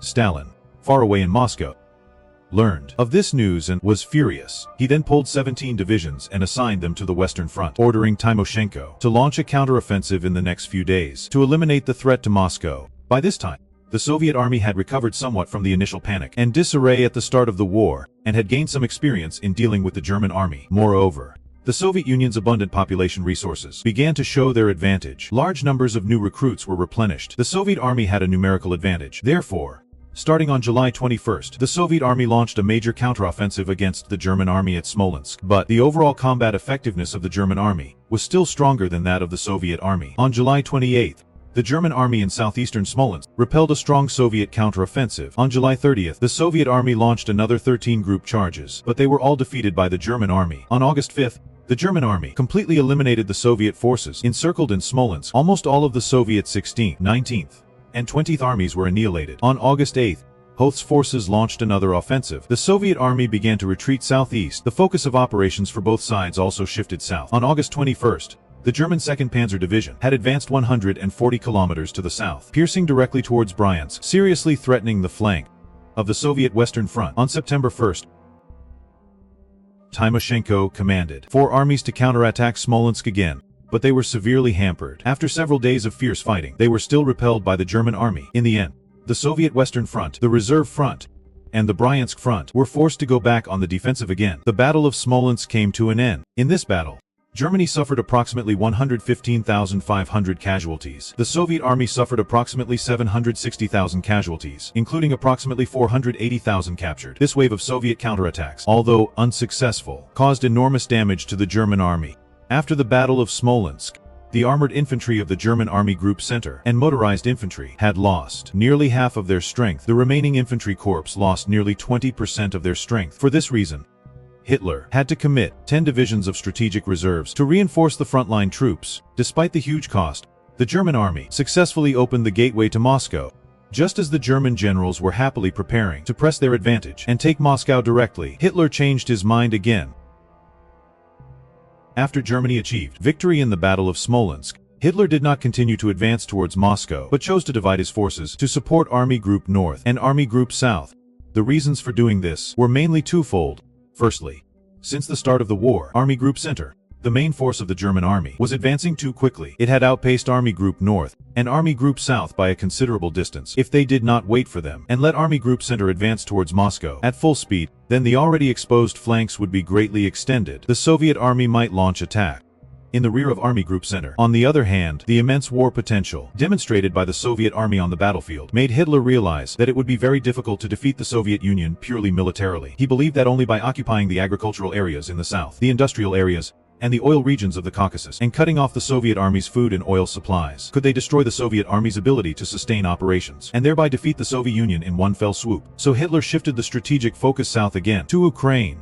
However, the Army High Command did not think so. In their view, dividing the forces north and south at this time would mean losing the best opportunity to advance on Moscow. After experiencing the Minsk and Smolensk battles, two large and arduous battles, the main Soviet forces suffered heavy losses and could hardly continue to organize effective resistance. If Army Group Center stopped its offensive, it would give the Soviet army a month to catch their breath. They would have plenty of time to prepare Moscow's defenses more seriously. By the time we finish with Ukraine and then attack Moscow, it will basically be autumn. Since autumn is coming, can winter be far behind? Attacking Moscow at that time will become extremely difficult. So Hitler's plan was met with collective opposition from the German generals. Army Chief of Staff Halder even argued with Hitler. Bach and Guderian also advised Hitler not to divide the forces, but Hitler did not listen to anyone's advice and stubbornly went his own way, forcibly issuing the order to divide the forces. Army Group South was greatly strengthened, increasing its strength to 2 panzer groups and 4 armies, accounting for about half of the German forces on the front lines. Army Group North was increased to 2 panzer groups and 2 armies, while the center, which was originally the main thrust, retained only 2 armies. All armored and motorized units were withdrawn. At this point, the German troop deployment completely changed. The center switched to defense, while the left and right flanks strengthened their offensives. Let us first take a look at the situation of Army Group North. In the days following the start of Operation Barbarossa, Army Group North quickly broke through the Soviet border defenses and advanced rapidly through the Baltic states, occupying Lithuania in just half a month, Latvia and Estonia, subsequently advancing towards its destination, Leningrad. Leningrad was the transportation hub of the northwestern Soviet Union and the second largest city after Moscow. The Kirov plant located there accounted for 1/5 of the Soviet Union's military production. It had extremely high strategic value and symbolic significance. To save Leningrad from its precarious situation, Stalin sent Zhudanov to lead the defense of the area. September 10, 1941, the German army launched an attack on Leningrad, but encountered fierce resistance from the Soviet army. The Leningrad city government mobilized 1 million citizens to build fortifications. All failed. Men were drafted into the militia. After emergency training, they were sent to the front lines. In addition, the German Army Group North had relatively few tanks and bombers, so the German army failed to break through the Leningrad defense line for a long time. Subsequently, the German army changed its attack to a blockade, with the Finnish army to the north, jointly completed the encirclement of Leningrad and cut off all nearby railway lines, attempting to turn Leningrad into a dead city by cutting off its food and supply line. As a result, the Leningrad campaign entered its most brutal siege phase. The German army besieged Leningrad for nearly 900 days, until it was liberated in 1944. During this period, Leningrad experienced a severe famine. Large numbers of citizens starved to death in order to survive. There were even instances of cannibalism. Compared to the stagnation of Army Group North, Army Group South made much smoother progress, despite the fierce resistance from the Soviet Southwestern Front. In the early stages of the war, when Hitler divided his main forces to support the South, Army Group South, commanded by Rundstedt, was greatly strengthened. In Operation Barbarossa, Army Group South's mission was to occupy Ukraine, especially seizing the strategic stronghold of Kyiv. This is the capital of Ukraine and the command center of the Soviet Southwestern Front. To this end, Germany launched the largest encirclement battle in history. The German strategy was, through a large-scale encirclement operation, to encircle the Soviet Southwestern Front east of Kyiv and use rapid armored assaults to cut off the Soviet Army's rear supply lines. To achieve this goal, the German Army launched another offensive. Kleist, commanding the 1st Panzer Group, attacked from south to north, and Guderian's 2nd Panzer Group attacked from north to south. Thanks to the rapid mobility of the German armored forces, Guderian's troops crossed the Desna River and Seam River in a very short time, while Kleist's troops were also advancing rapidly, gradually forming an encirclement of Kyiv. On September 11th, Marshal Bediani, commander of the Soviet Southwestern Front, sensed the danger of the situation and requested Stalin to retreat, but was refused. 2 days later, Stalin sent Timoshenko to take over as commander of the Southwestern Front, ordering him to defend Kyiv at all costs, and even demanded a counterattack against the German forces. And Timoshenko, upon arriving at the front, also saw huge risk of encirclement facing Kyiv, so he requested again to abandon Kyiv, hoping to preserve the remaining forces, but still failed to change Stalin's mind. Stalin's insistence on the disastrous decision to hold Kyiv at all costs caused the Soviet army to miss the opportunity to avoid the encirclement and preserve its strength. Despite the anxiety of the frontline generals, they were helpless. On September 16th, Hoth's and Kleist's forces broke through the Soviet defense lines along the way and met victoriously at Lokvitsia. Their armored groups firmly grasped the heart of Kyiv, trapping the main force of the Soviet Southwestern Front firmly in the German pocket, with Roslavel, Kyiv, and Kremenchuk forming a triangular encirclement, with sides of approximately 500 kilometers and a total area of 135,000 square kilometers. This formed the largest encirclement in human history. The 850,000 Soviet troops trapped inside were quickly divided by 560,000 German troops, and the chaotic Soviet army was mercilessly crushed. September 17th, the Soviet High Command finally agreed to a retreat, but it was too late. The Soviet army launched several large-scale breakout attempts, but none were successful. The stubbornly charging Soviet troops faced German tank fire and fell in droves across the vast fields of Ukraine. Soviet corpses were everywhere. The scene was horrifying due to the lack of supplies within the encirclement. After a few days, the Soviet army lacked both ammunition and food. In desperation, large numbers of Soviet troops surrendered, becoming prisoners of the German army. On September 19th, Kyiv was captured by the German army. A week later, the Battle of Kyiv ended. According to statistics, approximately 190,000 Soviet troops were killed in this battle. As many as 660,000 were captured, while the German army suffered only over 60,000 casualties. After this battle, the Soviet Southwestern Front was completely annihilated. 5 armies were destroyed as organized units, and over 3,700 artillery pieces were lost, along with over 800 tanks and armored vehicles. Only a small number of troops managed to escape, including Khrushchev, who was serving as a political commissar at the time. The Battle of Kyiv was throughout World War II, and even in human history, the largest encirclement. The German army demonstrated extremely high tactical skill and achieved a brilliant victory. The Soviet southern defense line almost collapsed. After this, Germany occupied all of Ukraine. The area's abundant grain resources fell into German hands. From a tactical point of view, it was undoubtedly a successful masterpiece. However, Germany also paid a considerable price to maintain control over Ukraine. A large number of troops remained in the area to maintain order. This, after the invasion of the Soviet Union, further stretched the already thin German forces.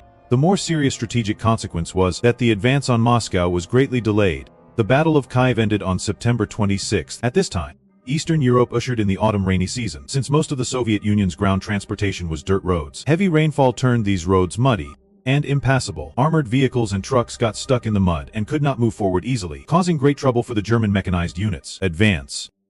The rapid maneuverability advantage that Blitzkrieg relied on was also greatly weakened. From an overall strategic perspective, Germany's suspension of the offensive in the center and all-out attack on Kyiv in the south was not worth the loss. The victory in the Battle of Kyiv only slightly enhanced Germany's advantage, while the real decisive victory was still in Moscow. The famous founder of the mechanized warfare theory, British military theorist Fuller, commented that the Battle of Kyiv was the German army's biggest mistake on the Eastern Front. Even Guderian believed that the Battle of Kyiv was a tactical victory and a strategic failure.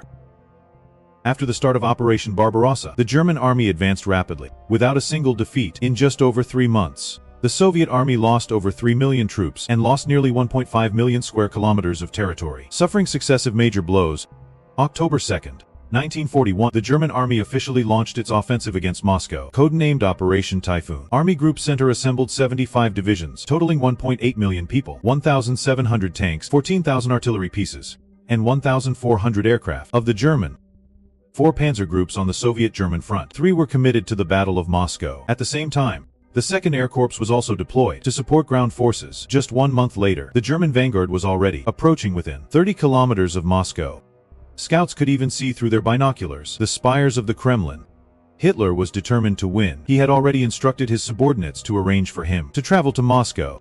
He hoped to tour Moscow as he had toured Paris a year earlier. Now Moscow was in imminent danger. The Soviets had nowhere left to retreat. Faced with the imminent threat of the German army, Stalin did not evacuate, but remained in Moscow, steadily commanding the front-line troops. He knew that if the capital, Moscow, fell, it would seriously damage the morale of the military and civilians, and could even trigger internal turmoil. At that time, the Soviet regime would face the risk of collapse. The State Defense Committee called on the people of Moscow to work with the Red Army to defend the capital. This was actively responded to by all citizens. Hundreds of thousands of Moscow citizens worked day and night to build ring-shaped defensive fortifications. In 2 months, they dug hundreds of kilometers of anti-tank trenches and various obstacle facilities. November 7, 1941. This day was the anniversary of the October Revolution's 24th anniversary. To further boost morale, despite the ever-present danger of German warplane air raids, Stalin, as usual, held a military parade in Red Square. Fully armed Soviet Red Army soldiers marched with firm steps through Moscow's Red Square. After the review, they immediately rushed to the front lines to fight the German army. Germany's fiercest offensive met with the Soviet Union's most tenacious resistance. This war was a life-or-death showdown concerning the fate of both countries. Whoever could win this war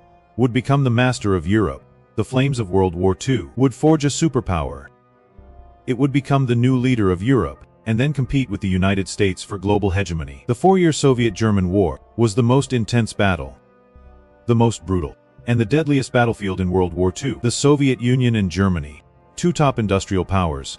Would Hitler repeat the same mistake? Meanwhile, Japan launched the attack on Pearl Harbor in the Pacific. The world went to war with the United States. What impact would this have on the landscape of World War II? What would be the future form of the war? The morning of November 7, 1941, amidst a raging snowstorm, the Soviet Union celebrated the 24th anniversary of the October Revolution. Just days before, German advance troops had reached the outskirts of Moscow. The fighting was only kilometers away from the city. German planes could bomb the Kremlin at any moment.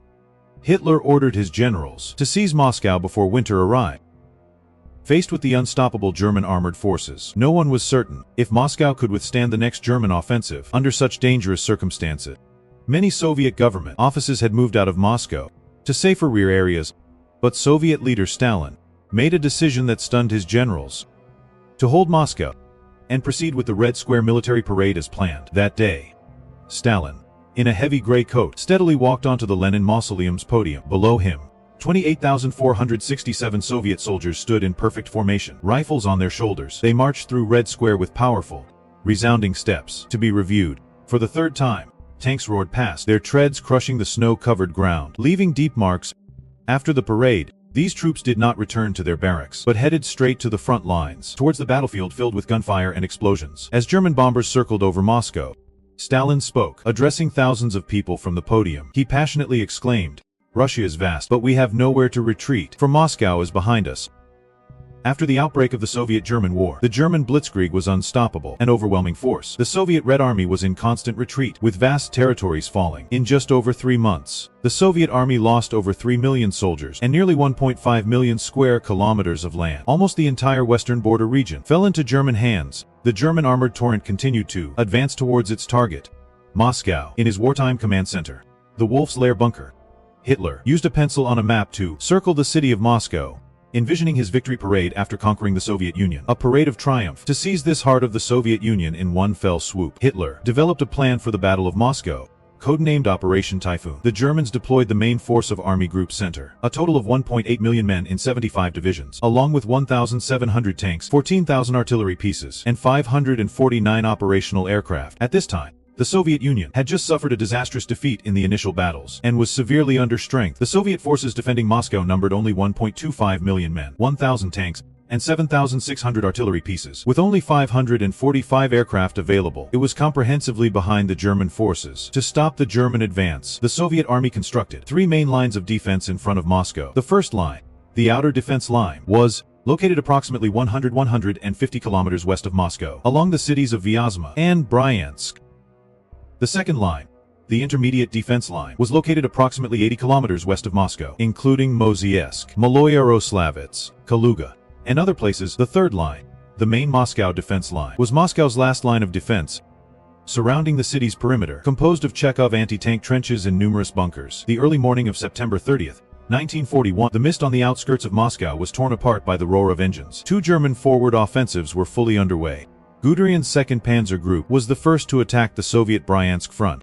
At the same time, Hoth's 3rd Panzer Group and Hopner's 4th Panzer Group tore a gap from the north, smashing towards Vyazma like a hammer. The Soviet defenses in the Vyazma sector were relatively strong, consisting of the 16th, 19th, 20th, and 24th Armies, with a total strength of about 330,000 men. However, due to command confusion and a lack of effective coordination, there were clear vulnerabilities in the Soviet defense system. From the start, the German offensive demonstrated tremendous momentum. October 2nd.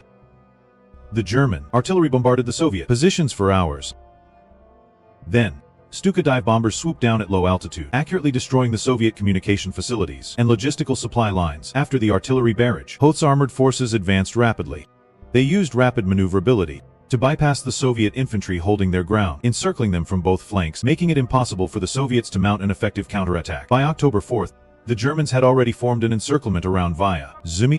The Soviet troops, cut off from supplies and support, were in dire straits. The offensive in the south was also progressing very well. Responsible for defending the Bryansk direction was the 50th Army, commanded by Mikhail Yefremov, as well as the 3rd and 13th Armies. However, these units had just experienced the disastrous defeat of the Battle of Kiev and had not yet been reorganized. Their combat effectiveness was severely impaired. The Soviet forces, relying on rivers and forested terrain, constructed numerous defensive positions, but due to a lack of sufficient anti-tank weapons, when facing the German armored forces, they found it difficult to organize effective resistance. Guderian's 2nd Panzer Group advanced rapidly along the Ural axis, with the support of strong firepower, very quickly broke through the forward lines of the Soviet Bryansk defense, advancing along the front lines and into the depths. By October 7, the Soviet forces in the Bryansk sector were also completely surrounded. Despite numerous attempts to break out, due to the rapid German blockade and precise strikes, most of the Soviet troops were trapped inside the encirclement. Ultimately, they had to surrender or be annihilated. Thus, the first phase of the German Operation Typhoon was a great success. The battles of Vyazma and Bryansk were successively won. The Soviet army lost over 600,000 men in just 1 week.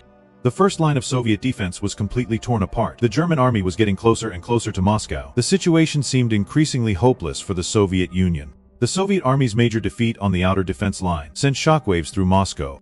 The German army had advanced to less than 100 kilometers from Moscow. The entire nation was in a state of panic. Rumors spread like wildfire. On October 15, the Soviet Defense Committee passed top-secret resolution No.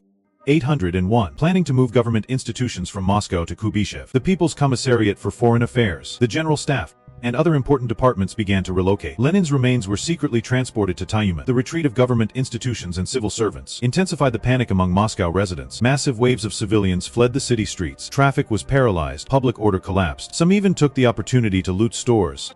British ambassador to the Soviet Union, Stafford Cripps, secretly telegraphed Churchill on October 20th, stating that the Bolshevik regime could collapse within the next 2 weeks. Wall Street in the United States also began to sell off large quantities of Soviet war bonds. To stabilize the situation, the Soviet government declared martial law in Moscow and implemented strict curfews and regulations. All adults were required to participate in combat or defensive construction.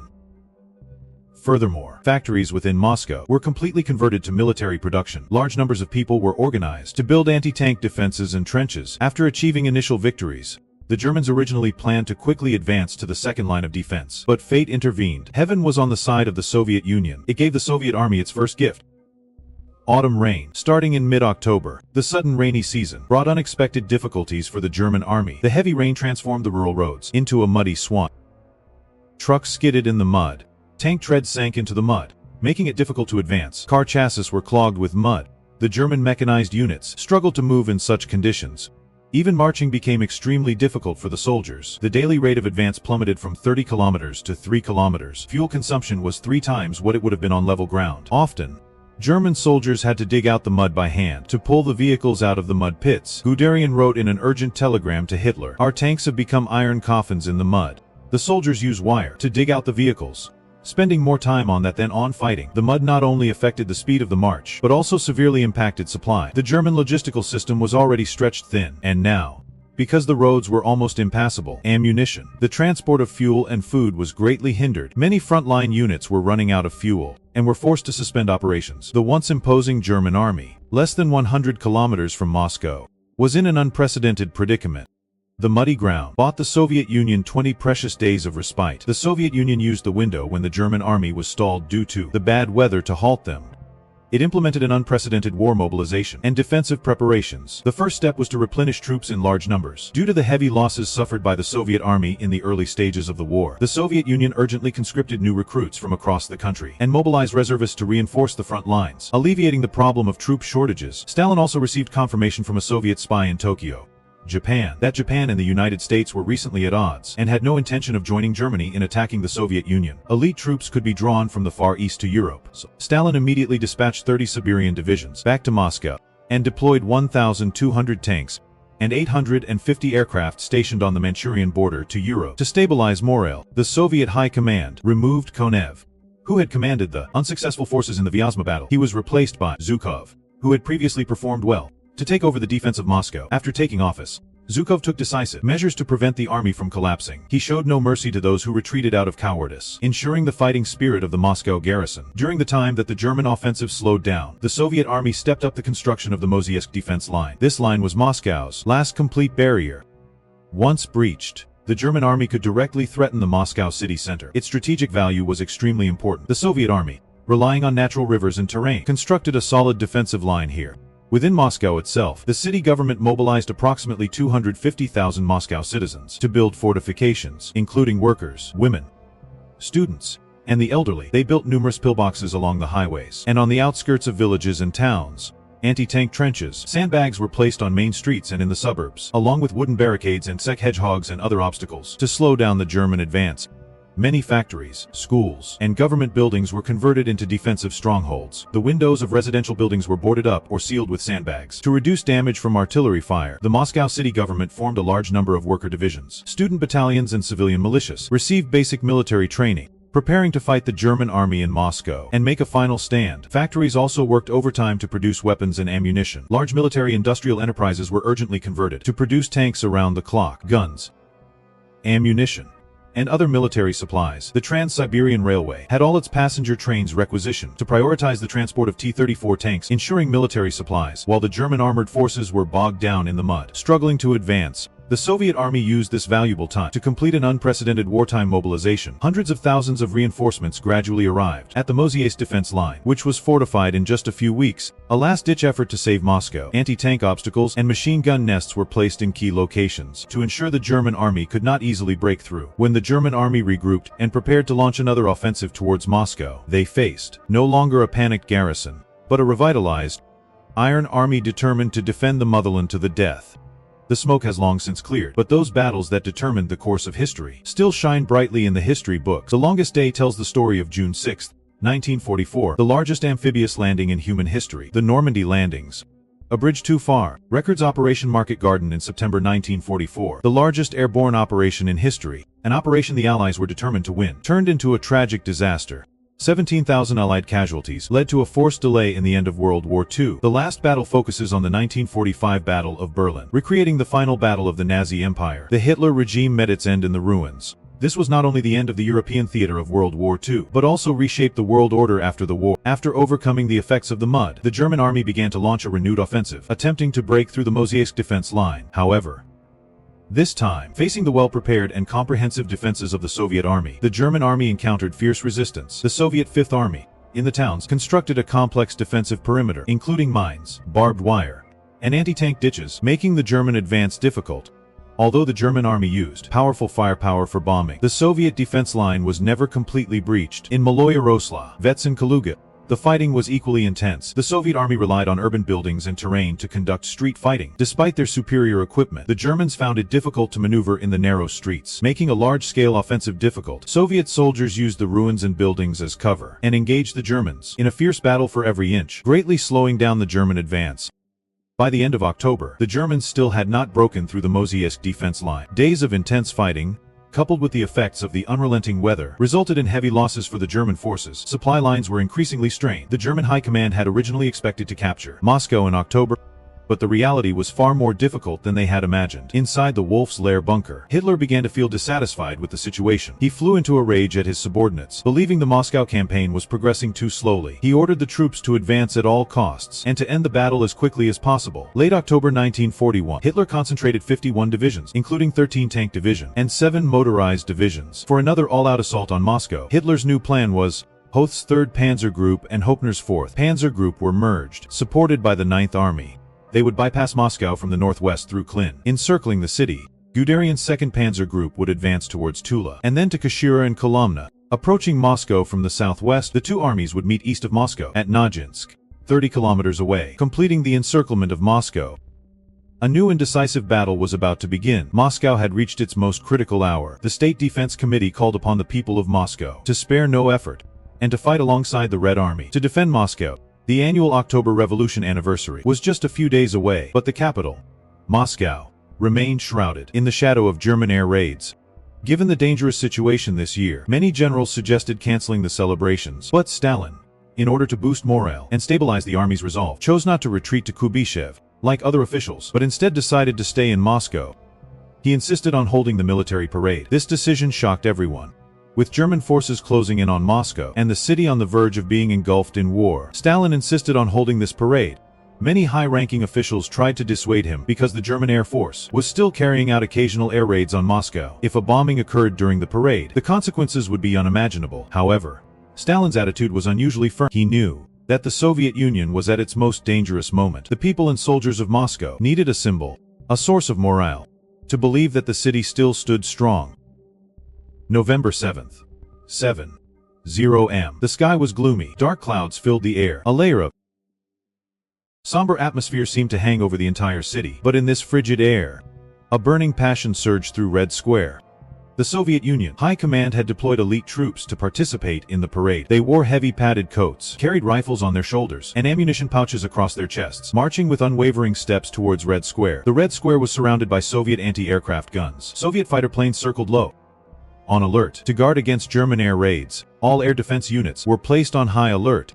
If enemy planes attacked, the Soviet forces would retaliate immediately. Stalin walked onto the reviewing stand of Lenin's mausoleum. His gaze swept over the Soviet soldiers lined up in perfect formation on Red Square. Behind him were the imposing walls of the Kremlin, and before him were the soldiers about to head to the front lines, facing this force about to engage in a life or death battle. He slowly began to speak. 24 years ago, we overthrew the old world on this land and established a new nation. Today, the enemy seeks to destroy our homeland, but the Soviet Union will never yield. Our people are fighting. Our army is fighting back. We will surely defeat the enemy. Victory will be ours.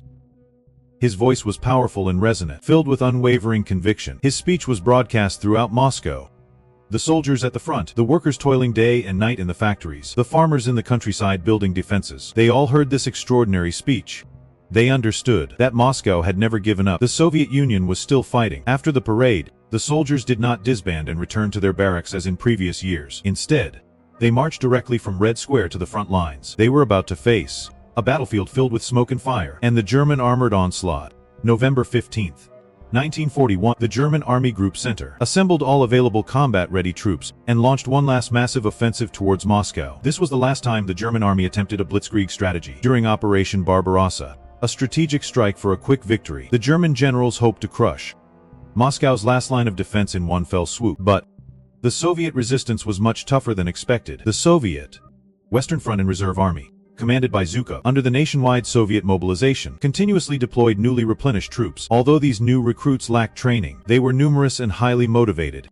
They used solid fortification, carefully constructed defensive positions, as well as snipers and anti-tank gun, to inflict heavy losses on the German forces. In some area, the Soviet army even resorted to close-quarters combat and melee attacks. Tactics: engaging in bloody battles with the Germans on the narrow front lines. Fierce fighting: Soviet soldiers engaged in hand-to-hand combat with German soldiers in the trenches, like fighting for every inch in the battle. The fighting was extremely fierce. In the direction of Volokholamsk, Panfilov's 316th Infantry Division tenaciously defended its position, engaging with the elite German armored forces in fierce combat. This unit was poorly equipped, but the soldiers, with their fearless fighting spirit, used anti-tank rifle and satchel charges to fight against German tanks. In the battle, 28 Soviet soldiers, in dire straits, destroyed a number of German tanks and swore to defend their position to the death, buying Moscow valuable time to prepare its defenses. After the battle, These 28 heroes were all awarded the title of Hero of the Soviet Union, hence the name Pamfilov's 28 Heroes.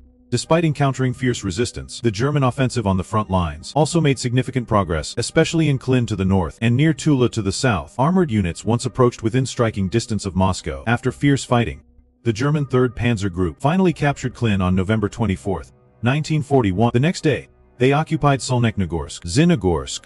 November 28, the German 7th Panzer Division captured a bridgehead across the Moscow-Volga Canal. This was the last natural barrier before Moscow, less than 35 kilometers from the Kremlin. But after crossing the canal, due to a strong counter-offensive by the Soviet First Shock Army, they were forced to retreat back to the other side. Near Tula in the south, Woodley and's troops captured Kashira on November 26, which controlled the main transport routes to Moscow. By December 2, a reconnaissance battalion of the German 258th Infantry Division broke into Kinki, northwest of Moscow, only 20 kilometers from Moscow.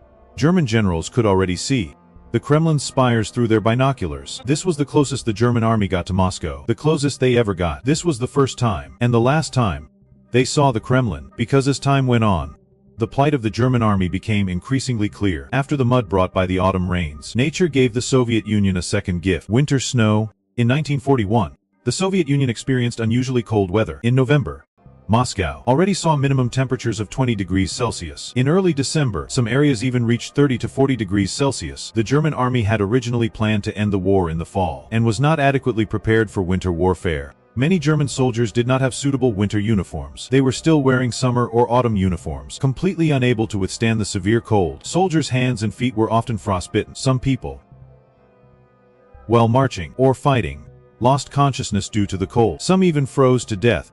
German tanks and trucks were difficult to start due to the extreme cold. Engine lubricant became viscous.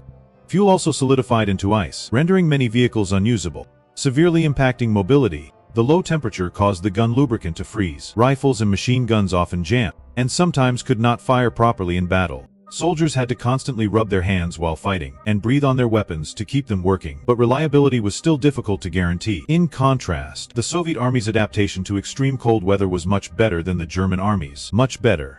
Thick padded coats were in ample supply. White camouflage suits blended in with the snowy landscape, providing excellent concealment. Some Soviet troops wore sheepskin coats lined with reindeer fur. The hidden pockets under the armpits could even hold vodka flasks. Soviet Tu-34 tanks used low-temperature lubricants. Engine preheating only took 15 minutes. The non-slip treads were also more suitable for icy and snowy terrain, so the German army's disadvantage in icy and snowy conditions was very obvious. In addition, logistical supply was also a very serious problem. The German logistics system was already unstable due to the long supply lines. The situation worsened after the arrival of winter. The supply line from Germany to Moscow had already stretched over 1,000 kilometers, but the German army's railway transport capacity was limited. Road transport was affected by severe cold weather and guerrilla attacks. Due to insufficient food supply, many German soldiers could only eat very little food each day. Frostbite and hunger became the soldiers' greatest enemies. They were forced to look for horses, bark, and even belts as edible items. Due to insufficient fuel supply, many tanks and vehicles had to stop where they were. The German armored forces,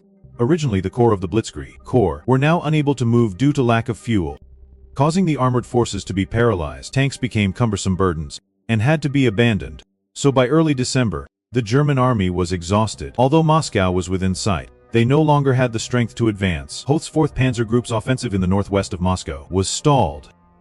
In the south, Guderian's 2nd Panzer Group near Tula was also firmly contained by the Soviet Army. Field Marshal Brauchitsch admitted to Hitler that there was no hope of capturing Moscow. Operation Barbarossa had failed. At the same time, the Soviet Army's winter counter-offensive was brewing. Stalin ordered Zhukov to develop a counter-offensive plan, preparing to launch a large-scale counterattack against the German forces. In early December, the Soviet counter-offensive was imminent. Early December 1941, with extremely harsh weather and the complete collapse of the German offensive, the German army had lost its offensive capabilities, causing Operation Typhoon to stall. Meanwhile, the condition of the Soviet army had undergone a dramatic transformation compared to the beginning of the war. In the early stages of the Soviet-German War, the Soviet command structure was chaotic, with a very poor ability to adapt on the battlefield. Not only were the tactics outdated, but morale was also low. Facing the German blitzkrieg, they were powerless to resist, and suffered a series of disastrous defeats. But after months of intense fighting, the Soviet army had been tempered in the fires of battle, and had gained a deeper understanding of German tactics. they were able to make targeted adjustments, significantly improving their combat capabilities. In addition to that, the Soviet army also outnumbered the German army. The total number of Soviet troops involved in the counter-offensive was about 1.1 million, while the German forces in the Moscow sector numbered only about 800,000. The Soviet army had gained a significant numerical advantage. This series of conditions created an excellent opportunity for the Soviet army to launch a counter-offensive. December 5th, 1941, the Soviet army launched a full-scale counter-offensive along the entire Moscow front. Zhukov's strategy was to first cut off the German supply lines to weaken their fighting strength. Then, taking advantage of the Soviet army's operational advantages in harsh winter conditions, to drive the German forces out of the Moscow outskirts in one fell swoop. North of Moscow, the Kalinin front launched the first offensive. Their goal was to force the German Ninth Army to retreat, thereby relieving pressure on the northwestern approaches to Moscow. Siberian troops advanced rapidly in extremely cold weather. They were equipped with the latest Soviet winter uniforms. In comparison, the German soldiers' summer uniforms were simply unable to withstand the severe cold. Many even became combat ineffective without engaging in battle due to frostbite and lost their fighting ability. After several days of intense fighting, the Soviet army broke through the German defense lines, forcing the Ninth Army to retreat westward. The threat from the Kalinin direction was alleviated. In the western sector of Moscow, Zhukov commanded the western front and launched a counter-offensive against Mozhaisk. December 6th, the Soviet army used massive artillery fire to bombard German positions. Under the intense fire cover, Soviet infantry and tank units began to advance. The Soviet ski troops also played a crucial role. These elite soldiers moved at a rapid pace, traversing snow-covered forests, to launch surprise attacks on the German flanks and rear, destroying supply lines. After several days of continuous and fierce offensives, the Mozhaisk defense line was successfully breached. On December 10th, the Soviet army recaptured this strategic stronghold. The battle in Tula to the south also reached its climax. Guderian's 2nd Panzer Group had suffered heavy losses in previous offensives and was no longer able to fight. The Soviet army seized the opportunity to advance south, aiming to completely crush the German defenses in the Tula sector. At this time, the German army's mechanized units were no longer able to operate effectively. Tanks and trucks lacking fuel became useless. Cold scrap metal easily destroyed or captured by the Soviet army. On December 15th, the German forces on the Tula front completely collapsed. Faced with the powerful Soviet offensive, the German Army Group Center continued to retreat. Hitler initially refused to order a retreat, but the situation on the front lines forced him to accept the reality of defeat. On December 16th, after repeated requests from his generals, Hitler finally agreed to a limited German retreat. By January 1942, the German army had retreated to a position 150 kilometers from Moscow. The Battle of Moscow was officially over. The myth of the invincible German blitzkrieg was shattered. Hitler's hope of conquering the Soviet Union through Operation Barbarossa was completely dashed. After the Battle of Moscow, the German army could no longer rely on the blitzkrieg for a quick victory, and had to painstakingly maintain a long front line stretching thousands of kilometers. Germany was dragged into a protracted war of attrition. Hitler was furious that his army had failed to capture Moscow. On December 19th, 1941, he dismissed Commander-in-Chief of the Army, Brauchitsch, and personally assumed the position of Commander-in-Chief of the Army, controlling all military decision. He then dismissed 35 officers who had participated in this campaign, including Guderian. After this incident, a rift developed between Hitler and the military high command, increasing his distrust of senior officers. But the difficulties Germany faced did not stop there. At the same time that the Soviet army was launching its counter-offensive against the German army in the Far East, his axis, Japan, was also pulling off a major event in the Pacific.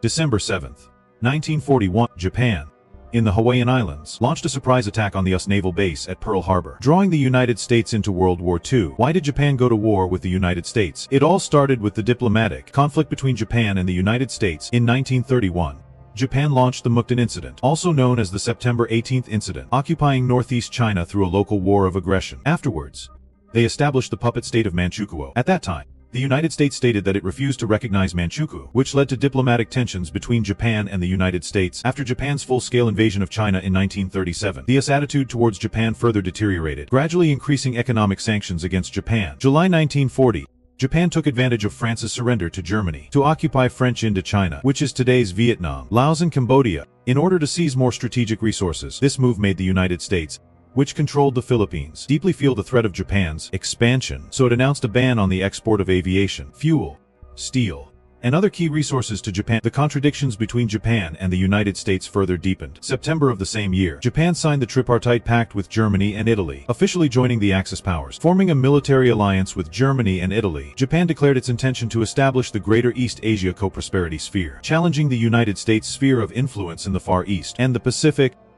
July 26, 1941, the United States froze Japanese assets in America and cut off oil supplies to Japan. This was the most devastating sanction because Japan relied on the United States for 80% of its oil imports. This sanction was equivalent to strangling Japan's economy and military lifeline. Faced with the reality that fuel reserves were only enough to last for a year, Japan had to take action as soon as possible. Otherwise, it would face the dilemma of its war machine being paralyzed. But if troops were sent to seize oil, rubber, and other resources in Southeast Asia, it would inevitably anger the United States and provoke US intervention. Therefore, the Japanese military proposed a preemptive strike by launching a surprise attack on Pearl Harbor, crippling the US Pacific Fleet, in exchange for a 1 to 2 year strategic buffer to consolidate its occupation of Southeast Asia. Senior Japanese military official, especially commander of the combined fleet, Isoroku Yamamoto, although clearly aware that Japan had no chance of winning a long-term conflict against the United States, still hoped to destroy the main force of the US Pacific Fleet with a swift, decisive blow to force the United States into peace talks with Japan and recognize Japan's hegemony in East Asia to ensure the smooth implementation of the Southern Advance strategy. To this end,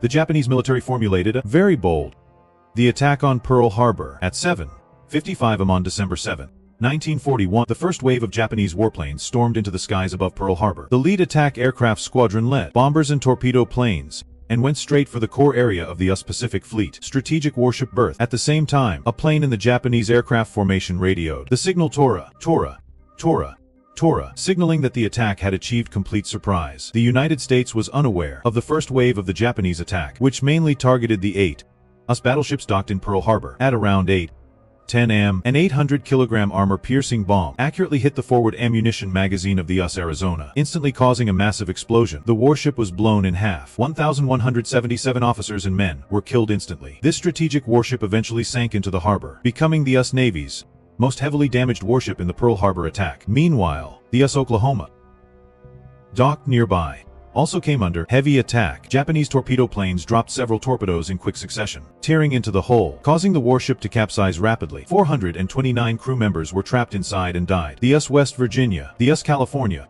and other strategic warships also suffered heavy damage. Some sank, others were severely damaged. In addition to the fleet, the Japanese also targeted the air bases around Pearl Harbor, ensuring that US warplanes could not take off and retaliate. Japanese bombers and fighters raided Hickam Field, Wheeler Field, and the aviation facilities on Ford Island, destroying a large number of US warplanes parked on the ground. Due to the Japanese use of ultra-low altitude surprise attacks, although US radar detected an unidentified aircraft group before the attack, misjudgment prevented a timely response, causing the airport to fall into complete chaos. In just a few hours, the US military had over 180 aircraft destroyed or severely damaged. Airport runways and hangars also suffered extensive damage, although the air defense forces urgently organized a counterattack. Facing the aggressive Japanese attack, they were almost powerless to retaliate.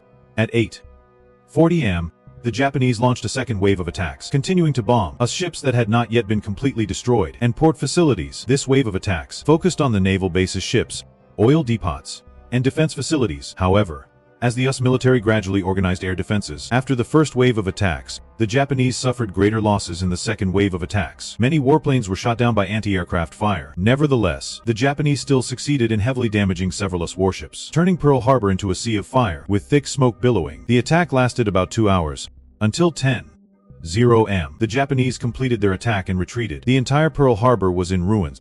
The Pearl Harbor attack caused heavy losses to the US military. 8 battleships were damaged. 4 of them sank outright. 3 cruisers and 3 destroyers were destroyed. 347 aircraft were lost. 2,403 US soldiers were killed. 1,178 were wounded, while the Japanese only lost 29 aircraft and 5 submarines, with 64 killed. This event shocked the entire United States. The next day, US President Roosevelt delivered his famous Day of Infamy speech to Congress, calling December 7th a date which will live in infamy. With this, the United States officially joined World War II. After the news of the US entry into the war spread, no one in the Allied countries was happier. The world's strongest industrial power joining World War II greatly shifted the balance of power in the war. This undoubtedly gave the Allied camp a shot in the arm. Churchill even said with elation, "Now America and Britain are in the same boat. We no longer have to worry about being left to fend for ourselves." On the same day, Great Britain, Canada, Australia, New Zealand, South Africa, and other countries all declared war on Japan. December 9th, the government of the Republic of China, which had been fighting the anti-Japanese war for 10 years, finally officially declared war on Japan. It is only natural for the Allied nations to be happy that the United States joined World War II. But as for Germany, Japan's Axis, You might think that Hitler would be very angry. But that is not the case. When Hitler learned of the Japanese attack on Pearl Harbor, he was quite pleased.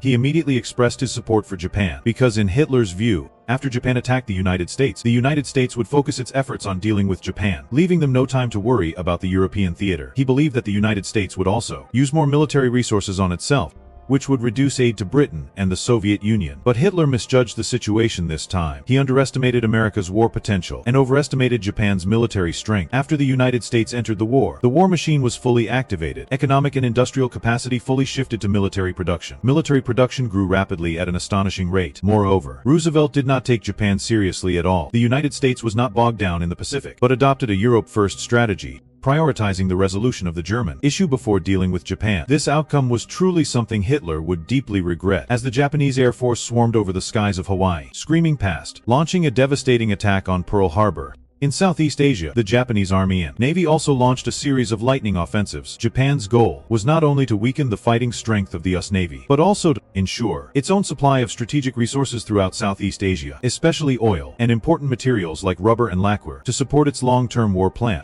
On December 7, simultaneously with the attack on Pearl Harbor, the Japanese Army launched a five-pronged operation in Southeast Asia. The first prong was the attack on Hong Kong. A few hours after the bombing of Pearl Harbor, Japanese aircraft formations taking off from Taiwan carried out massive bombing. The 23rd Army of the Japanese Army stationed in Kowloon and the well-equipped 38th Division jointly attacked the British garrison stationed in Hong Kong. While the British garrison forces only had 6 infantry battalions, the bases and ports also did not have defensive fortifications. So as soon as the two armies engaged, the British Army abandoned their armor and weapons and collapsed. Finally, on December 25, the Japanese Army completed the occupation of Hong Kong. 1,200 British soldiers were killed. 12,000 were captured. The second prong of the Japanese Army was the attack on Thailand and Burma. The Thai defenders offered almost no resistance. The Japanese Army occupied the Thai capital, Bangkok, the next day. Subsequently, they began to compete with the British Army for Burma. The third prong, the Japanese Army was attacking British Malaya and Singapore. In the early morning of December 8, the 25th Army of the Japanese Army, under the command of Tomoyuki Yamashita, forcibly landed in northeastern Malaya. Although the British Army had previously strengthened the defense of the Malay Peninsula, but faced with the Japanese Army's skilled amphibious operations, rapid jungle advancement tactics, and strong air support, the British Army quickly became passive. December 10. Britain, the Royal Navy's Hum's Prince of Wales, Ennem's Repulse. In the Japanese Navy, Air Force air raid were sunk. British Far East Fleet Commander Phillips also gradually sank into the vast sea. Since then, Britain in Southeast Asia and the Pacific region completely lost air supremacy and sea control. Since then, the Japanese armored forces combined with bicycle infantry, rapidly advancing along the highways of the Malay Peninsula. The British Army retreated step by step. End of January 1942, the Japanese Army approached Singapore, the southernmost tip of the Malay Peninsula. The Allied forces in logistical supply and command confusion were unable to resist. On February 15, the Singapore garrison surrendered. More than 80,000 British troops, Australian and Indian troops were captured. From then on, British rule in Southeast Asia collapsed. The 4th Japanese Army was attacking the US-controlled Philippine Islands. December 8.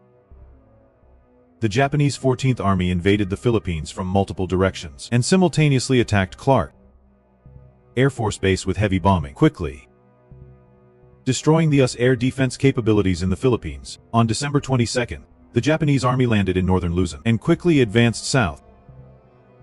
Despite the US, Philippine Allied forces under the command of MacArthur put up a staunch resistance, but due to the inferiority in troops and equipment, they were repeatedly defeated on the battlefield. April 9, 1942, the Bataan defense line fell. 76,000 US and Filipino soldiers were forced to surrender. Subsequently, they were forced by the Japanese Army to undertake the Bataan Death March, starving, walking 100 kilometers in harsh conditions of high temperature and water shortage. En route, about 1,000 Americans and 10,000 Filipinos died of hunger, fatigue and abuse. May 6.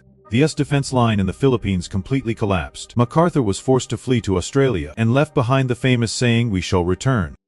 The 5th prong of the Japanese Army was the attack on the Dutch East Indies, which is today's Indonesia. This was the main objective of Japan's military operations in Southeast Asia, because Indonesia has abundant oil resources. January 1942, the Japanese 16th Army on Java Island, Sumatra, Kalimantan Island and other regions launched an offensive. Faced with the Japanese Army's powerful naval and air superiority, the Allied forces formed a temporary joint fleet, attempting to stop the Japanese Army from landing at sea. However, in the Battle of the Java Sea on February 27, this fleet suffered a disastrous defeat. The Dutch Navy was almost completely wiped out. On March 9, the governor of the Dutch East Indies announced his surrender. Indonesia's oil fields fell into Japanese hands, providing its war machine, providing a constant supply of fuel. This victory allowed Japan to further consolidate its strategic advantage in Southeast Asia. Strategic advantage. After the outbreak of the Pacific War, Japan completely broke with Western countries, leaving it with no further worries. Its army quickly swept through Southeast Asia, much like the German Blitzkrieg's expansion in Europe. In 6 months, the Japanese army successively defeated the British, American,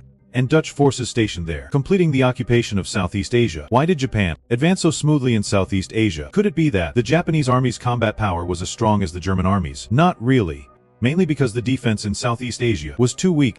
The war in Europe greatly tied up Allied forces. Britain's elite forces were mainly concentrated in Europe and North Africa, and the homeland was facing the threat from Germany. Therefore, it could not send enough troops to Southeast Asia. The Netherlands was already occupied by Germany at that time, so there was no way it could support Southeast Asia. The United States had also just been attacked by Japan. Its war machine had not yet been fully mobilized, so Japan in Southeast Asia did not encounter large-scale resistance. By May 1942, Japan had almost achieved all the goals of its Southern expansion doctrine, successfully conquering Southeast Asia and the Western Pacific, linking up with previously occupied areas, including Korea, Manchuria, and occupied areas of China. The total area of occupied land was about 8 million square kilometers, controlling a population of about 500 million, forming a vast colonial empire stretching from the Aleutian Islands in the north to neighboring Australia in the south, west to the Indian Ocean, and east to the Pacific Ocean.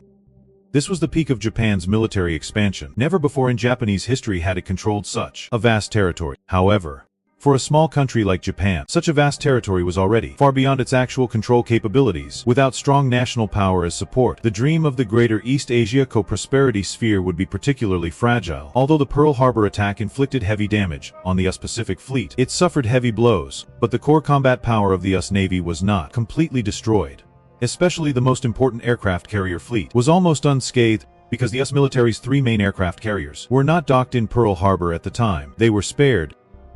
Although the battleship force suffered heavy losses, the Chorus carrier battle group remained intact. At this time, the US Navy still retained its maritime maneuverability, which laid the foundation for future counterattacks. In the 5th month after the Pearl Harbor attack, on April 18, 1942, the US military launched a daring retaliatory operation, the Doolittle Raid. This operation was commanded by the loyal American, James Doolittle. 16 B-25 Mitchell bombers took off from the US Hornet and flew over Japanese waters to bomb Tokyo, Yokohama, Osaka, and other places.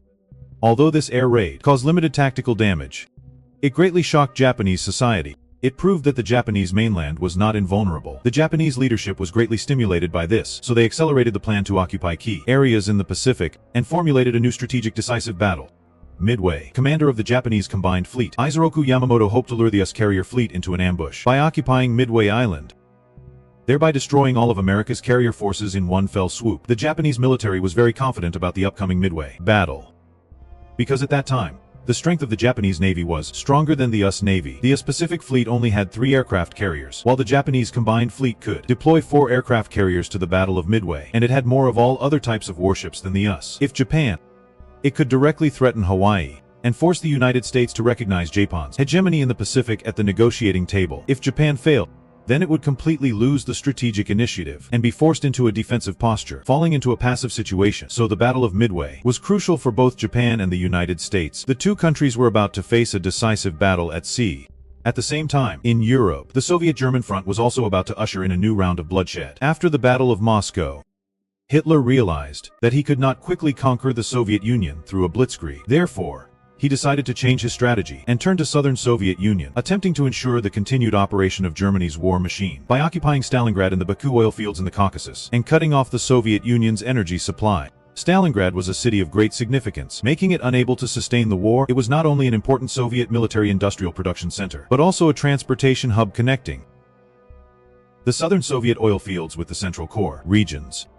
In addition, it was also a city named after the Soviet leader, which carried immense political significance. For Hitler, occupying Stalingrad was not only a military victory, but also a political humiliation, which could greatly demoralize the Soviet army. The Soviet government also regarded the Battle of Stalingrad as a battle for national survival and launched a nationwide mobilization, vowing to defend the city to the death. Faced with the grim battlefield situation and the issue of low morale in the army, Stalin personally issued the famous Order No. 227. Stalin personally issued the famous Order No. 227, not one step back, demanding that the motherland be defended to the death. Regardless of casualties, no retreat was allowed. Those who retreated without authorization would be treated as traitors by the military tribunal. It was against this brutal backdrop that the Battle of Stalingrad broke out in July 1942. The German army once dragged the fighting into the Stalingrad city area, while the Soviet army adopted street fighting tactics, gradually depleting the German forces using ruins and buildings. The German and Soviet forces in Stalingrad repeatedly engaged in fierce battles for every house and street. Every factory became a battlefield. The fighting was extremely bloody. Stalingrad was destroyed into a wasteland.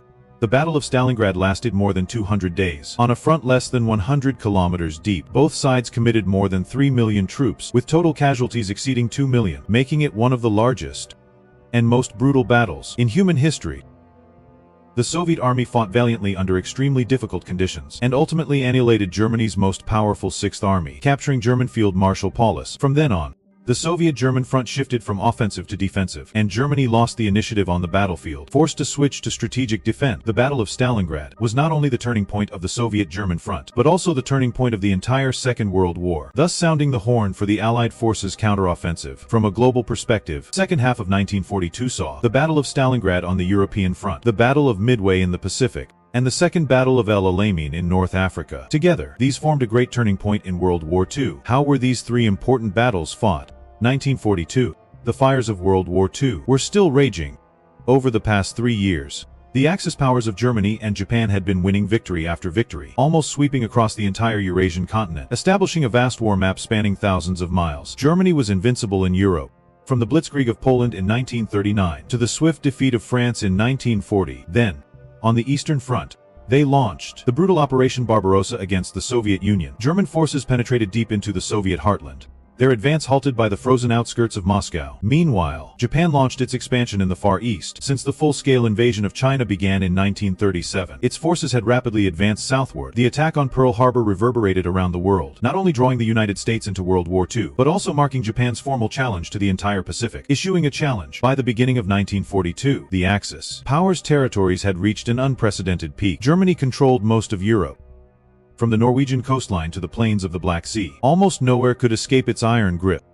Japan, on the other hand, had established a greater East Asia co-prosperity sphere stretching from Manchuria, Korea, and North China all the way to Burma, the Philippines, and Indonesia, controlling a population of up to 500 million, with abundant resources and strategic location. Judging from the war situation at the time, the Axis powers were riding high. The Allied forces were in an extremely passive position. The outcome of the war seemed to be heading in only one direction. The Axis powers' iron hooves would continue to advance until the entire world succumbed. However, history is not a linear script. 1942, just when the war seemed at its darkest, the balance of power was quietly shifting. Entering 1942, the war completely changed the rhythm of the world. The flames of war swept the globe. Major battlefields opened up simultaneously. The world's major countries had almost all entered a state of war. World War II had also entered a full-scale war of attrition. In order to support the war on the front lines, countries were consuming and transferring more and more civilian resources to military production. For any country, war was no longer just a matter for soldiers and officers, but a resource war concerning the fate of the entire nation. A resource war. To win the war, whether it was the soldiers at the front leading the charge, or the people working day and night in the rear, everyone was doing their utmost, especially in the Soviet Union. The front lines were not only short of guns and cannons, but also steel, rubber, gasoline, and even food were facing supply shortages. Therefore, the Soviet government carried out a nationwide mobilization-style resource allocation. The iron pots in people's homes were melted down to become tank armor. Copper basins and kettles were recycled to make shells. The large bells in churches were dismantled, and the metal parts were taken to military factories. Women, the elderly, and children all went into factories to replace the labor force that had gone to the front lines. The Soviet government also promoted a nationwide metal donation campaign. Every kilogram of copper and iron donated was regarded as a selfless contribution to the motherland. Even just handing over an old key would earn a letter of commendation. Throughout the war, countries were competing not only in terms of their armies, but also their ability to allocate resources to the limit. A recycled and reused iron pot could become tank armor on the battlefield. But getting back to the main topic, let us rewind to the winter of 1941. When the German army launched its final offensive under the city of Moscow. It ended in failure. This was not only a strategic setback, but also a heavy psychological blow to the German army. That summer, the German army had penetrated Soviet territory at an astonishing speed. 3 large armies cut through Western Soviet Union like sharp blades, almost rutting the Soviet army.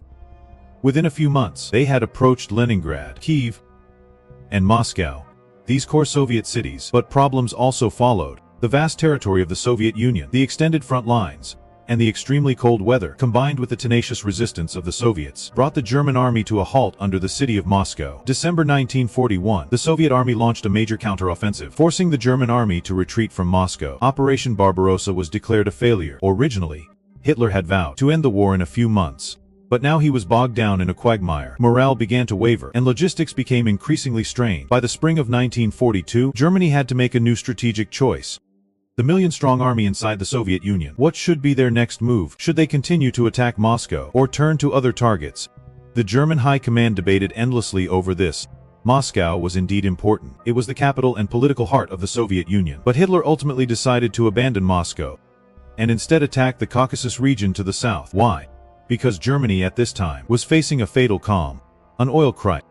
The fuel that the German army depended on to wage war did not come from its own country. Germany itself had almost no oil resources. They relied on the oil fields of their ally Romania, and early on Middle Eastern oil obtained through diplomatic means. But all of this was far from enough, especially on the Eastern Front, where the German army's armored forces and Air Force logistics lines consumed an astonishing amount. Tanks were running out of oil, and planes were running out of fuel. This even affected the strategic deployment of the German army. According to the German General Staff's assessment, if they could not find new sources of oil, Germany would lose its ability to sustain combat operations around 1943. So the Caucasus became the focus of Germany's attention. It had the Soviet Union's largest Baku oil fields, which could produce millions of tons of oil each year. If the German army controlled the Caucasus oil fields, they could not only sustain themselves, but also cut off the Soviet Union's energy lifeline, forcing them to surrender. This was the core reason for the German army's southern strategy in 1942. But on the way to the Caucasus lay a large river, the Volga, and on the west bank of the Volga River lay a city, Stalingrad. It controlled the Volga River transport route and was an important hub connecting north and south. It had strong industrial production capacity and factories that produced tanks, tractors, and weapons. If Stalingrad was not controlled, the supply lines of the southern troops could be interrupted by the Soviet army from the East Bank. Rear transportation could not be guaranteed. In other words, Stalingrad was a thorn in the side that the German army had to remove before attacking the Caucasus. And for the Soviet Union, it was an even more important strategic stronghold that could not be lost, as well as a symbol. On the one hand, it was an important industrial center for the southern military district, producing tanks, airplanes, and ammunition. It was a railway and river transport hub. It was crucial for the Soviet army's logistics. On the other hand, its name represented the supreme leader, Stalin himself. It had important symbolic significance for the Soviet regime. As the war situation evolved, by 1942, the city of Stalingrad was given a strategic value far exceeding other cities. To this end, the German army formulated a new operational plan, Operation Blue. According to this plan, the German Army Group South, concentrated in Ukraine, was divided into two parts, Army Group A and Army Group B. Army Group A was commanded by Field Marshal Wilhelm List. It included the 17th Army and the 1st Panzer Army. Its mission was to head straight for the Caucasus and seize the Baku oil fields. Army Group B included the 6th Army and the 4th Panzer Army, as well as Romania, Italy, and Hungary. Forming the Axis Allied forces, its mission was to control the Volga River and seize Stalingrad. It was commanded by Field Marshal Fedor von Bock. On the Soviet side, Yermenko was appointed commander of the Southwestern Front, with Khrushchev as the political commissar, jointly responsible for defending Stalingrad. And so, the gears of war slowly turned, and two massive armies approached Stalingrad like a whirlwind and raging fire. Next, an unprecedented battle of hell was about to erupt. June 28, 1942, Germany's Operation Blue was officially launched. Let us first look at the Soviet and German forces' strength comparison. The initial German forces had 270,000 men, 3,000 artillery pieces, 500 tanks, and 600 aircraft. The initial Soviet forces had 190,000 men, 2,200 artillery pieces, 400 tanks, and 300 aircraft. So at the beginning of the war, the German army had a numerical advantage.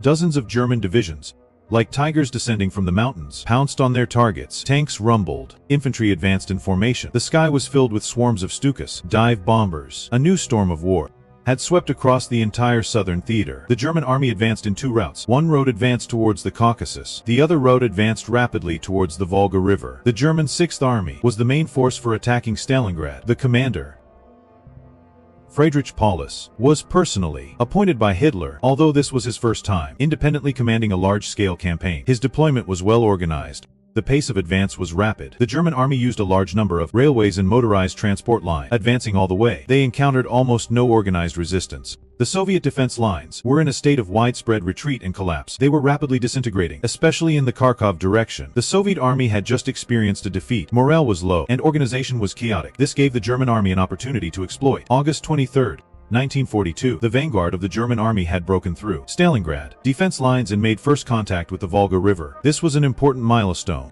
On this very day, Hitler ordered the Air Force to carry out saturation bombing of Stalingrad. More than 1,000 German bombers. Sorties were flown in succession, dropping thousands of tons of bombs. The city was engulfed in flames.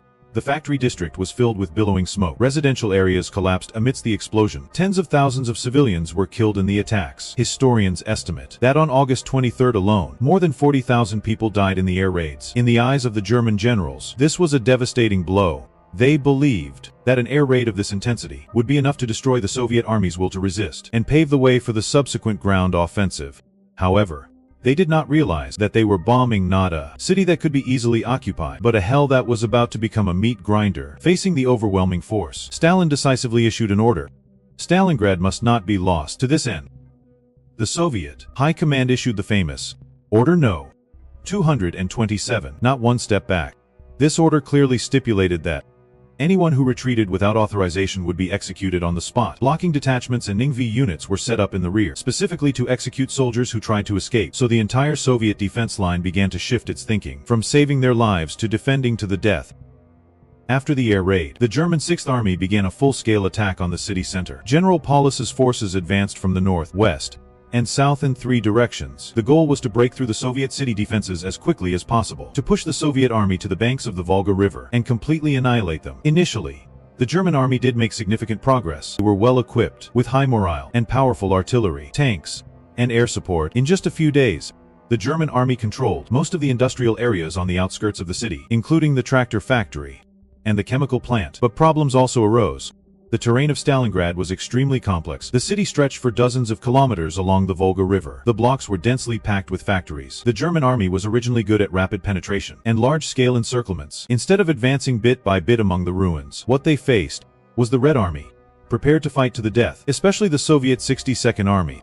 General Chukov was appointed in a moment of crisis to lead the 62nd Army to defend the Stalingrad city center to the death. This unit initially had poor equipment, insufficient manpower, and even a lack of heavy weapons, but Chukov adopted an extremely resolute defense strategy. Close combat, melee combat. He ordered the troops to fight as close as possible to the German lines. In this way, the German artillery and air power would be difficult to use effectively, because they could not launch bombings without distinguishing friend from foe. Bombings. Red Army soldiers hid in the ruins, basement tunnels, and between the rubble, ambushing the enemy. This tactic was called Rattenkrieg, rat war, by the Germans. This was not a metaphor. It was a real experience. Soldiers on both sides, like rats, moved through collapsed buildings, sewers, abandoned warehouses, and collapsed foundations, engaging in close-range firefights in the dark, even hand-to-hand combat. Some blocks changed hands 3 or 4 times a day. The Germans would capture a building during the day. At night, the Soviet forces would counterattack. The next morning, the German forces would break through again. The fighting was house to house and floor by floor.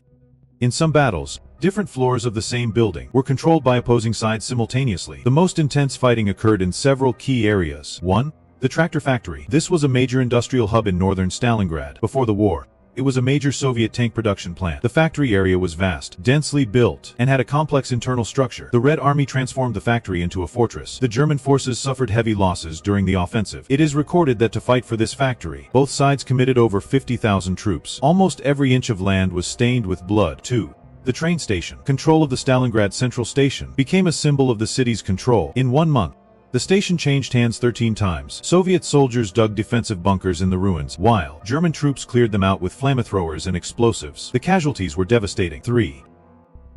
Pavlov's house. This ordinary 4-story apartment building became a symbol because of its tenacious defenders. A Soviet platoon led by Sergeant Pavlov held the building for 58 days, holding out until the end and inflicting heavy casualties on the numerically superior German forces. The Germans even brought in tanks, artillery, and flamethrowers, but they could not take the building. After the war, this building was called a symbol of defense against an entire division. Although the German army continued to advance, every step of the front line was paid for with the lives of soldiers.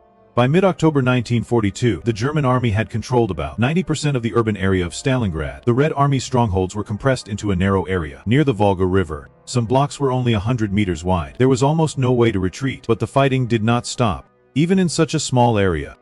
The Red Army continued to resist. Transport ships from across the Volga River, braving German artillery fire and aerial bombardment, successfully transported soldiers and ammunition at night. Ferry boats became the Soviet Army's lifeline. Many ships sank in the river, but reinforcements continued to pour in from the rear. During this time, the Soviet Army's operations on the front lines of Stalingrad cannot be simply measured by tactics. Their only goal was to stall the German army, to prevent the enemy from completely controlling the city, to prevent the front line from reaching the Volga River, and to prevent the enemy from achieving a symbolic victory. At this time, the German army was also paying a heavy price. Climate change became one of the German army's greatest enemies. As time entered November, the temperature in the Stalingrad area began to plummet. At night, it dropped to -20°C. The German supply lines stretched day and night. Logistical support could not keep up. Shortage of winter clothing, insufficient ammunition, fuel shortages greatly reduced the combat effectiveness of frontline soldiers. Meanwhile, the number of German combat personnel was also rapidly decreasing. A standard infantry division at the start of a campaign numbered about 12,000 men, but after 3 months of intense fighting, most German divisions had suffered losses, exceeding 1/3 or even half.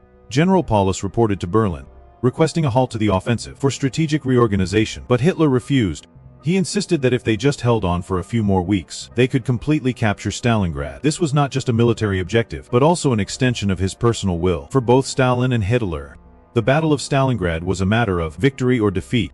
Both countries continued to send reinforcements. Both sides gradually had over 1 million troops committed to the Battle of Stalingrad, so the fighting continued. But no one realized that the limit of this offensive was approaching. The time came to November 1942. After more than 3 months of bloody fighting, Stalingrad had become a ruin. There was not a single intact building in the city. The banks of the Volga River were piled with shell fragments and corpses. The air was filled with ash, scorched earth, and the stench of blood. To the outside world, this seemed to be the last stand of the Soviet army. It appeared the Germans were on the verge of victory. But behind the ruins, a plan to change the course of the war was quietly taking shape. This plan was codenamed Operation Uranus. Stalin and the Soviet High Command did not place all their hopes on a direct defense of Stalingrad. From the beginning of the battle, the Soviet General Staff had realized that the German Sixth Army, in order to capture Stalingrad, had become deeply involved, leaving its flanks exposed. It was a prime target for an encirclement. The key was that these flanks were not defended by German regular army troops, but by the Romanian Third and Fourth Armies. They were undermanned, poorly equipped, and their combat effectiveness was far inferior to that of the main German forces. Especially in the cold winter, these ordinary Romanian troops lacked sufficient winter supplies and anti-tank weapons. They were simply unable to withstand a large-scale Soviet mechanized assault. The Soviet plan was very clear. From the north, using the west bank of the Don River as a staging area, the southwestern front would launch an offensive to break through the Romanian Third Army's defenses and thrust directly towards the Kalach area. From the south, the Stalingrad front would launch an offensive to break through the Romanian Fourth Army's defenses and meet in the north. The two armies would converge west of Kalach to completely encircle the German forces at Stalingrad. The operation was scheduled to begin on November 19, 1942. On a bitterly cold morning, at 7:30 am, the first shots were fired on the northern front. Soviet artillery initiated 90-minute saturation bombardment. The Soviet army had once again assembled over 3,500 artillery pieces and mortars. The artillery fire density even exceeded that of the Battle of Moscow. Artillery fire carpeted the Romanian defenses. The soldiers on the positions did not even have time to return fire. Communication lines, forward position supply points were almost completely destroyed within hours. Immediately afterwards, the Soviet 5th Tank Army and the 21st Army's forces broke through from the dense fog. They were equipped with new T-34 tanks with extremely high mobility. Romanian soldiers used rifles and light anti-tank weapons to fight back, but it was like an ant trying to stop a chariot. Within hours, the entire northern defense line collapsed. The Soviet army quickly advanced south, advancing dozens of kilometers each day. The next day, November 20th, the Soviet army on the southern front also launched an offensive. The 57th Army, under the Stalingrad front, and the 51st Army attacked from the Sara village area with the goal of reaching Kalach. This route also faced poorly equipped and demoralized Romanian troops. The Soviet army broke through on a large scale, quickly advanced north, forming the other arm of the encircling maneuver.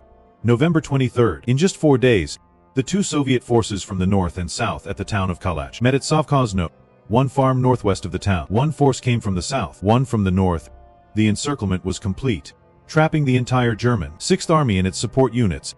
Approximately 300,000 people were trapped in Stalingrad and the surrounding area of about 40 kilometers. To make matters worse, in addition to the German army, those encircled included Romanian, Italian, Croatian, Hungarian, and other allied forces from various countries, forming a complex and difficult-to-command ragtag army. Hitler was furious. In his view, the German army could not possibly fail at Stalingrad. He personally ordered the Sixth Army to stand its ground and not to retreat one step. General Paulus had hoped to take advantage of the tight encirclement to break out to the west and move towards the Don River to join up with the 4th Panzer Army, but Hitler explicitly rejected this suggestion. He firmly believed that Göring's Air Force could undertake to provide the Sixth Army with aerial resupply. Air Marshal Göring made a solemn promise: "We can airdrop 300 tons of supplies to Stalingrad every day."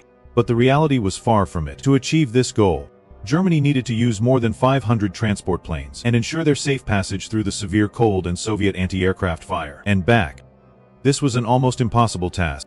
In reality, an average of less than 100 tons of supplies could be delivered each day, and a large amount of supplies was lost during the airdrop, either destroyed upon impact or falling into Soviet hands. Inside the Sixth Army, hunger, cold, and chaos spread rapidly. At the same time, the Soviet army did not stop. Stalin made it clear: "Now we cannot be satisfied with just encirclement. We must devour this pocket." The Soviet army began to gradually shrink the encirclement. They adopted a divide-and-conquer tactic, advancing inward from the periphery, gradually dismantling German resistance. One of the key operations was Operation Little Saturn, jointly commanded by Zhukov and Vatin. The goal was to strike at the German rear and supply lines to prevent effective reinforcements from outside. During this period, Germany, often under the command of Manstein, launched Operation Winter Storm, attempting to break through from the outside to open a corridor and rescue the encircled troops. A vanguard unit of the German 4th Panzer Army did approach to within only a few dozen kilometers of the 6th Army, but due to insufficient forces and the supply lines being too long, plus Paulus not being allowed to break out, this rescue ultimately failed. The 6th Army was thus completely trapped. Late December, the temperature in Stalingrad had dropped below zero, -30 degrees Celsius. Paulus's troops were forced to subsist on horse meat, leather belts, tree bark, and even the corpses of the dead. Many soldiers lost their feet and fingers. Frostbite and gangrene spread throughout the army. Ammunition was scarce. Morale collapsed. Disease and despair spread like a plague. January 10, 1943, the Soviet army launched the final blow, Operation Ring. In just 10 days, the Soviet army launched a general offensive from all sides, gradually compressing the German positions. The besieged remnants of the 6th Army struggled to hold on, but the defense lines were collapsing. Food supplies were exhausted. Ammunition ran dry. Heavy weapons were almost completely destroyed. January 30th, Hitler exceptionally promoted Paulus to the rank of Field Marshal to encourage him to continue resisting, because in German history, no Field Marshal had ever been captured by the enemy. Hitler's meaning was clear.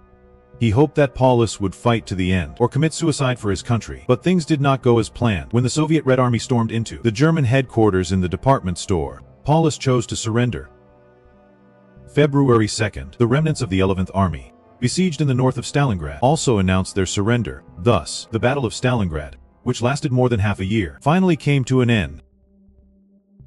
The Battle of Stalingrad was one of the most brutal battles of World War II, and one of the largest in scale, lasting more than 6 months. The Soviet and German sides in this battle committed extremely large forces and paid an extremely heavy price. During the entire Battle of Stalingrad, Germany and its allies committed a total of approximately 1.04 million troops. The Soviet Union committed a total of approximately 2.5 million troops. Among them, the German army lost 250,000 men, 500,000 were wounded, and 90,000 were captured, totaling 840,000. The Soviets lost approximately 480,000 men, 650,000 were wounded, totaling 1.13 million. The Soviet Union repelled the German offensive at a huge cost and won the final victory. In Berlin, Hitler was briefly silent. He was extremely shocked by the defeat of the 6th Army, but unwilling to admit his own fatal mistakes in the battles. Decision-making. Strategically speaking, the German defeat at Stalingrad completely changed the balance of power on the Eastern Front. Before this, the German army had always held the initiative on the Eastern Front. Even after the defeat outside Moscow, the German army was still able to regroup and launch another offensive. After the Battle of Stalingrad, the German army lost a large number of elite troops and combat supplies. Replenishment was extremely difficult. The Soviet army, relying on its vast manpower and material resources, gradually gained the strategic initiative. More importantly, the Battle of Stalingrad allowed Germany's allies, Italy, Romania, and Hungary to witness firsthand that the German army could also fail. Their confidence in the war suffered a heavy blow. The morale of the Axis forces on the Eastern Front plummeted, gradually shaking the stability of the entire Axis camp. Therefore, the Battle of Stalingrad was not only a turning point on the Soviet-German front, but also a turning point in the entire Second World War. In the ruins of Stalingrad, what was buried was not just the lives of millions of soldiers, but also Hitler's last hope of launching a world conquest war. From then on, the balance of power shifted from the Axis to the Allied powers, setting the stage for the victory in the North African theater after 1943, the surrender of Italy, and the eventual opening of the Normandy battlefield on the Western Front, creating confidence and conditions. The Battle of Stalingrad used more than 190 days of fierce fighting to complete the most brutal turning point offensive of World War II. Every brick soaked in blood was counting down to the demise of the Third Reich. Similarly, in the summer of 1942, the Pacific Theater also ushered in its own turning point. And this turning point battle that determined the fate of the Pacific Theater only took a short 5 minutes. After achieving a major victory in the sneak attack on Pearl Harbor, Japanese morale soared. They quickly launched the Southern Advance strategy, sweeping through Southeast Asia and the Western Pacific, occupying a large number of resource-rich colonies, from the Philippines, Malaya to Singapore, Indonesia. Japan almost effortlessly established a maritime empire spanning thousands of kilometers. The American, British, and Dutch-built Pacific Defense Line collapsed almost overnight. At this time, Japanese morale was high, and domestic propaganda overwhelmingly declared that the Greater East Asia War was achieving successive victories, and that the Southern Advance policy had the support of the people. But behind this wave of victorious fervor, a few calm individuals, such as commander of the combined fleet, Isoroku Yamamoto, were clearer than anyone else. That time was not on Japan's side. Yamamoto knew full well that Japan's national strength was insufficient to fight a protracted war. Oil, rubber, and steel were almost entirely dependent on overseas imports, and these maritime lifelines, once cut off by American submarines and aircraft carriers, Japan's entire war machine would grind to a halt. Even worse, although the Pearl Harbor attack crippled several of America's main strategic battleships, the aircraft carriers were not in port, and all survived. America's industrial potential was like a giant beast yet to awaken. Give it just 1 year, and it could produce hundreds, even thousands, of carrier-based aircraft and a dozen aircraft carriers. Japan only had one chance before the American military completed its reconstruction to annihilate its main fleet in one fell swoop and force it to sign a truce. So Yamamoto bet everything. He planned a high-stakes gamble, the Midway Operation, also known as Operation Mai. Why choose Midway? Because it is only about 1,000 nautical miles from Hawaii, and the distance to the American mainland is also closer than any other island previously occupied by Japan. Controlling Midway would not only further threaten Pearl Harbor, but also directly block Pacific shipping lanes. More importantly, it was bait. Yamamoto hoped that to protect Midway, the U.S. military would have to send out aircraft carriers to fight, which would give the Japanese military a direct opportunity to annihilate American carrier forces. That was Isoroku Yamamoto's calculation, but the Mai operation plan was not simple. It was a strategic spectacle. Yamamoto mobilized over 200 ships, dividing them into multiple routes. The first wave was the first mobile fleet, led by Chuichi Nagamo, deploying 4 aircraft carriers, the Akagi, the Keiga, the Soryu, and the Haryu, heading straight for Midway, responsible for the main attack. Simultaneously, forces were also dispatched towards the Aleutian Islands as a feint to create confusion and mislead the U.S. military into thinking the real target was in the north. Submarine units were pre-positioned outside of the U.S. military's likely routes to prepare for interception and reconnaissance. Finally, Yamamoto himself personally led the main strategic fleet as a reserve force, preparing to mop up the remaining enemy after the U.S. military was badly damaged. The plan had operational nodes scheduled almost every hour. The entire fleet deployment was as precise as a mechanical gear. At least, that is how it looked on paper. But this seemingly perfect plan contained 3 fatal flaws. First, information was excessively dispersed. Yamamoto's operational plan was too complex. Operating on multiple fronts caused the units to be far apart, making coordination difficult. Naval warfare is different from land warfare. Once the battle starts, aircraft carriers often fight their own battles. Second, they overestimated their own combat power and underestimated the U.S. military's reaction speed. Yamamoto believed that the U.S. military was still recovering and would not deploy quickly, but he did not expect that the United States had already decrypted the Japanese Navy's communication codes and had developed a flexible carrier operation model based on mobile counterattacks from simulated battles. Third, they underestimated the importance of time and intelligence. The Japanese carrier fleet was 2,000 kilometers away from its home port, making resupply difficult, while the U.S. military was fighting on its doorstep. The logistical advantage was huge. Most importantly, Japan thought it was the hunter, but did not know it had already been exposed to the enemy's crosshairs. This was the situation before the Battle of Midway. Japan appeared to be winning victory after victory, but on a strategic level, it was drifting towards an increasingly dangerous abyss. Isoroku Yamamoto's trump card was all of his elite aircraft carriers and navy, hopefully. And his opponent, Pacific Fleet Commander Chester Nimitz, held the trump card of intelligence decryption and was calmly waiting for the prey to step into the trap. This was an asymmetrical decisive battle. One side sought speed and ruthlessness, intending to avoid its failure with 100 million. The other side was taking steady steps, calm and collected, as all the ships sailed into the waters north of Midway. The wheel of fate in the war quietly turned. Early morning.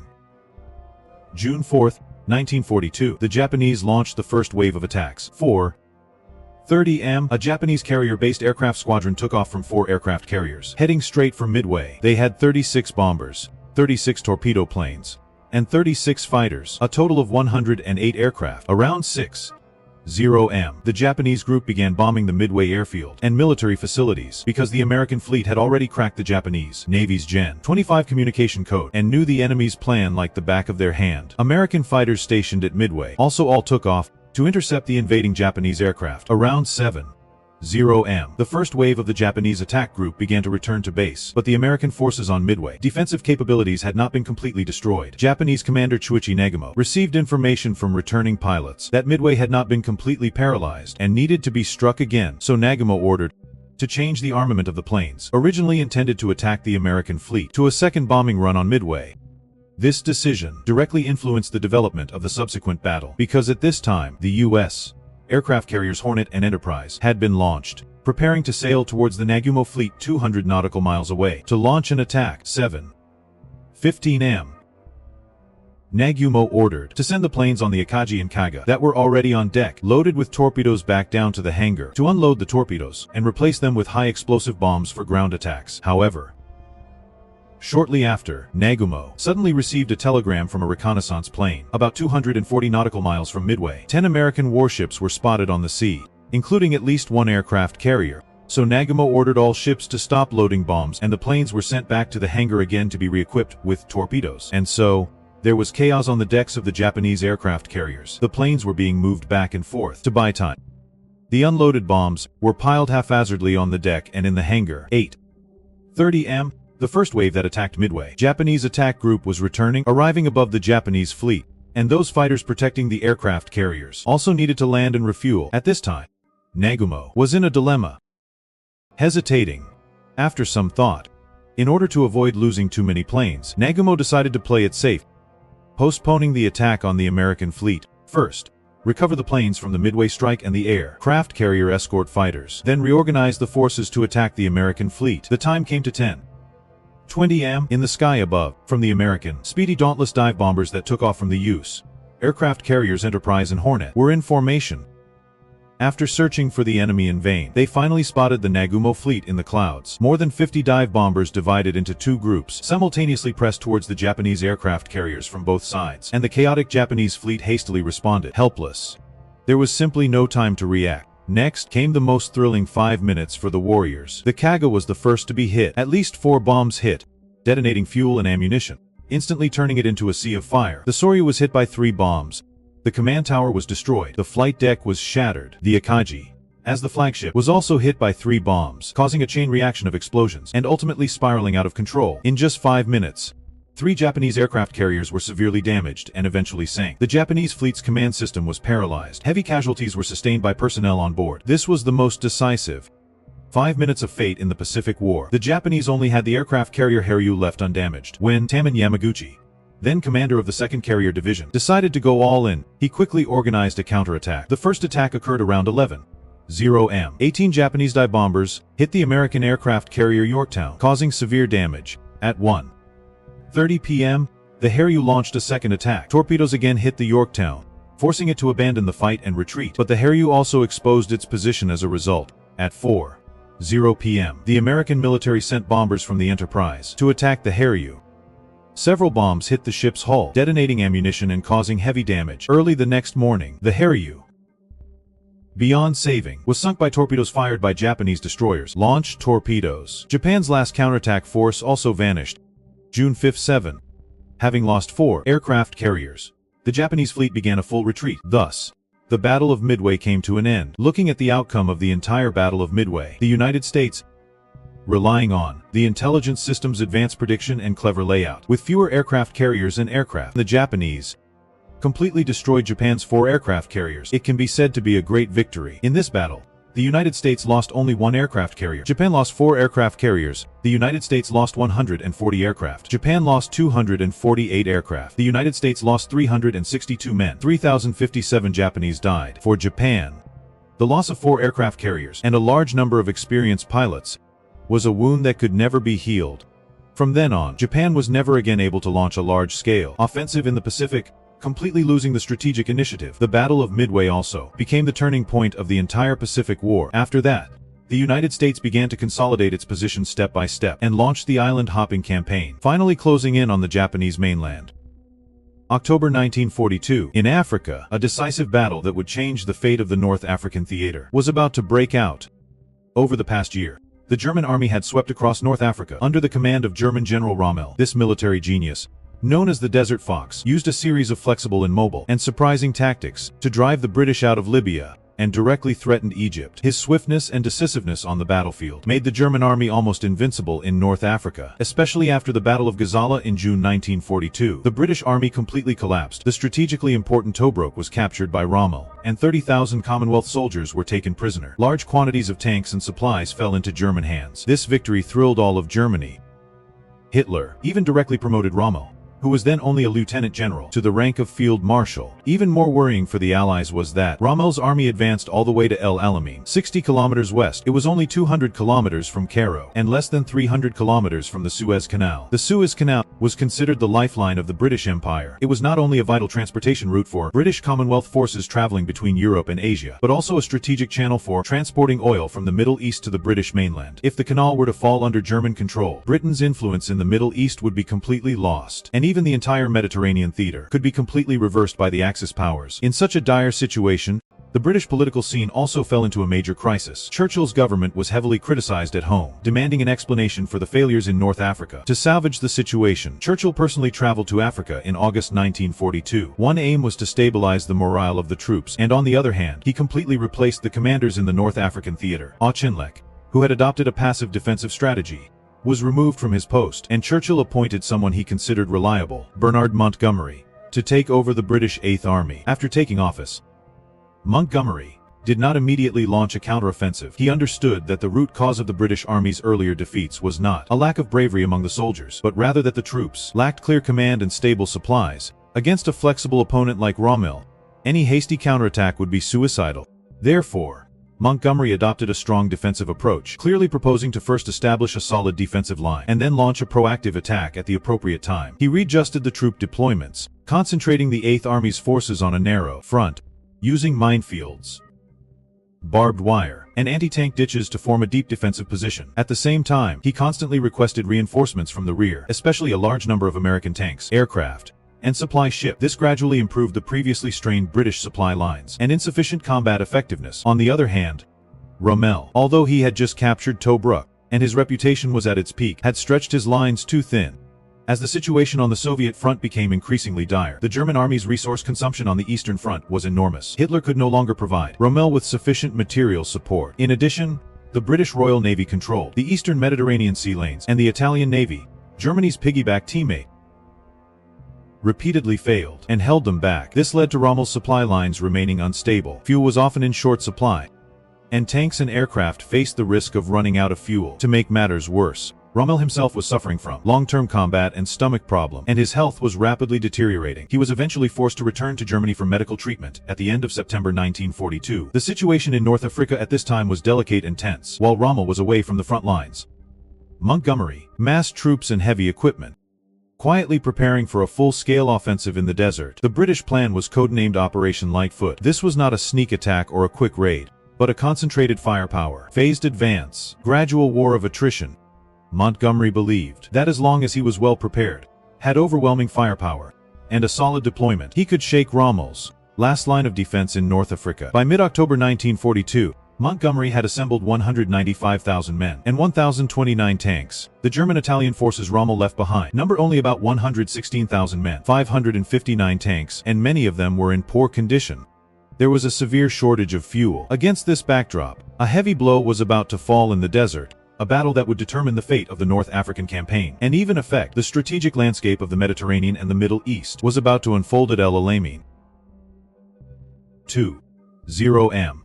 October 23, 1942. The desert west of El Alamein was as silent as usual. A bright moon hung high in the sky, but this stillness was only the calm before the storm.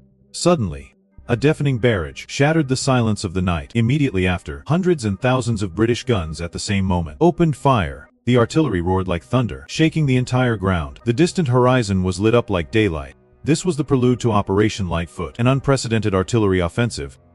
For a full 5 hours, British artillery relentlessly shelled the German-Italian lines in deep positions. The objectives were very clear: to suppress enemy firing points, destroy minefields, and break the morale of the German soldiers. Under the cover of the artillery barrage, the infantry of the British 8th Army quietly assembled. Their mission: to cross the minefields carefully laid by Rommel. The Devil's Garden, the so-called Devil's Garden, was the collective name for the minefields laid by the German army in North Africa. Along the front lines of El Alamein, more than 500,000 mines were laid. Not only was the density high, but the types were also complex. There were both anti-personnel mines and anti-tank mines, in addition to barbed wire and hidden traps. To ensure a successful offensive, the British Army had already trained a large number of sappers in advance. Wearing steel helmets, holding radar detectors, and carrying long poles and chalk lines, they slowly crawled into the minefields under the cover of intense artillery fire. To begin clearing a path for the advance, the infantry followed behind the sappers, advancing in groups of 3, 2 to clear mines, and 1 to monitor the enemy. Dust and the smell of gunpowder filled the air. The soldiers were practically groping their way forward in the dark. One mistake could lead to the death or injury of the entire team. Night of October 23rd, the British Army gradually opened 3 attack corridors in the northern minefields. Tens of thousands of soldiers moved through these 3 corridors, beginning to enter the German defensive zone.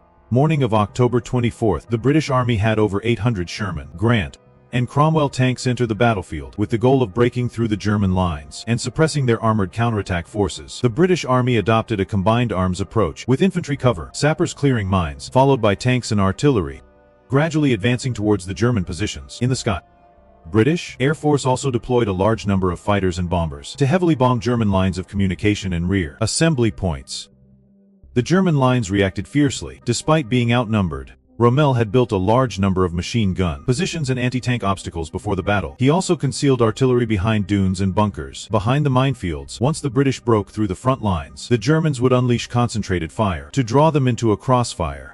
The fighting in this phase was extremely fierce. The British advance was slow. For every kilometer advanced, they had to pay a heavy price in casualties, and the Germans were also very distressed. Due to a severe shortage of fuel, tanks were unable to maneuver over long distances. Many armored units were forced to deploy in built-up areas, fighting in place, unable to flexibly outflank and attack the enemy. In addition to this, the German interim commander, General Georg Stumm, suffered a sudden heart attack on the second day of the battle and died on the front lines. This caused a brief command vacuum in the forces. Morale plummeted. It was not until the night of October 25th that Rommel urgently returned from Germany to the North African battlefield. Rommel, back at the front, immediately realized the severity of the situation. He ordered the troops to hold their existing positions, while also trying to organize local counterattacks to slow down the British advance. But at this time, the British Army had already broken through multiple minefields in the Devil's Garden and established a preliminary counterattack position on the northern line. Faced with the overwhelming superiority of the Allied forces in manpower, tanks, and aircraft, Rommel, although possessing extraordinary tactical command abilities, but the reality of scarce resources still left him powerless.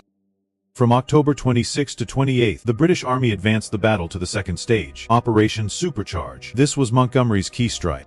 He judged that the main force of the German army had been tied down on the northern line, and planned to concentrate the 9th Australian Division, the 1st South African Infantry Brigade, and the New Zealand Armoured Brigade, launched the assault, completely break through the German central defensive line. The British Army adopted a phased, echeloned advance tactic. First, infantry infiltrated and attacked, followed by tanks. The coordination between the front and rear was precise. Large-scale shelling continued. Each advance was preceded by thousands of shells. At the same time, Allied air forces began all-day strikes on German supply lines. Rommel's rear supply lines were almost completely cut off. Ammunition and fuel became increasingly scarce. Soldiers' rest periods were forced to be shortened. Nightly rest became even more difficult to guarantee. October 29, the German-Italian army's defensive line was torn open in several places. Several Italian divisions began to collapse. The German army attempted to mobilize the 15th Panzer Division for a counterattack, but due to insufficient fuel, the offensive range was severely limited. By October 31st, the battle had reached a stalemate. Although the British army had not yet had achieved a full breakthrough. They gradually gained the initiative, while the German army was stuck in a defensive position. Although Rommel organized several counterattacks, none of them could create an effective victory.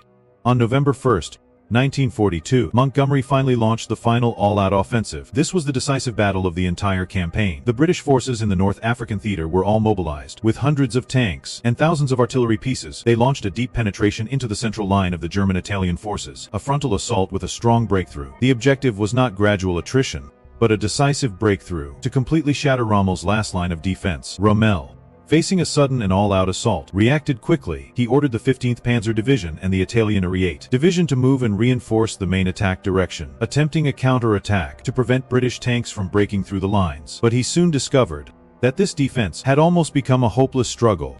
The critical fuel shortage remained the biggest problem. German tanks often only had half a tank of fuel when they had to go to the front lines. Once the engagement lasted a little longer, they would be immobilized. There was also the problem of a sharp decline in troop strength. From October 23 to November 1, the German-Italian forces had already suffered nearly 10,000 casualties. Units were severely depleted. Even companies were being forced to disband temporarily.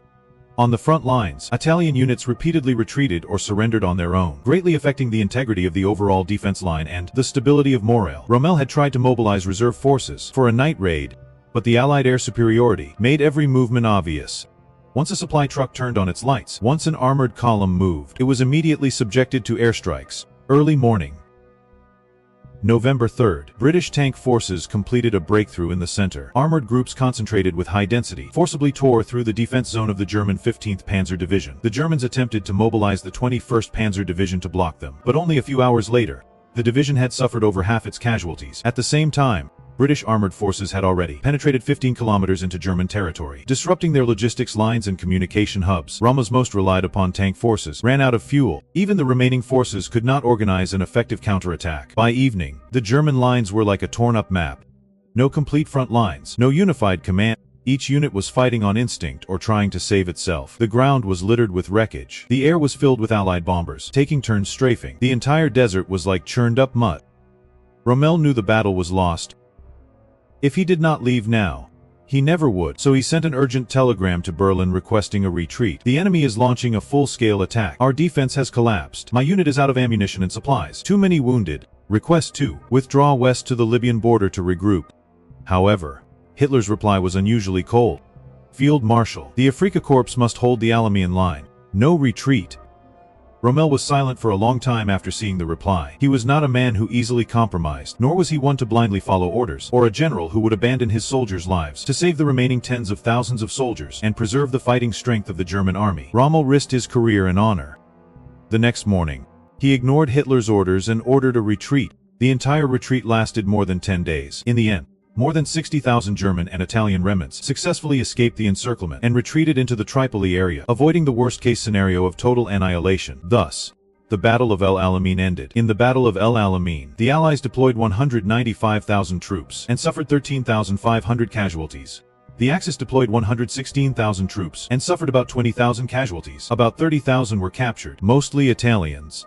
After this battle, Rommel lost most of his elite armored units.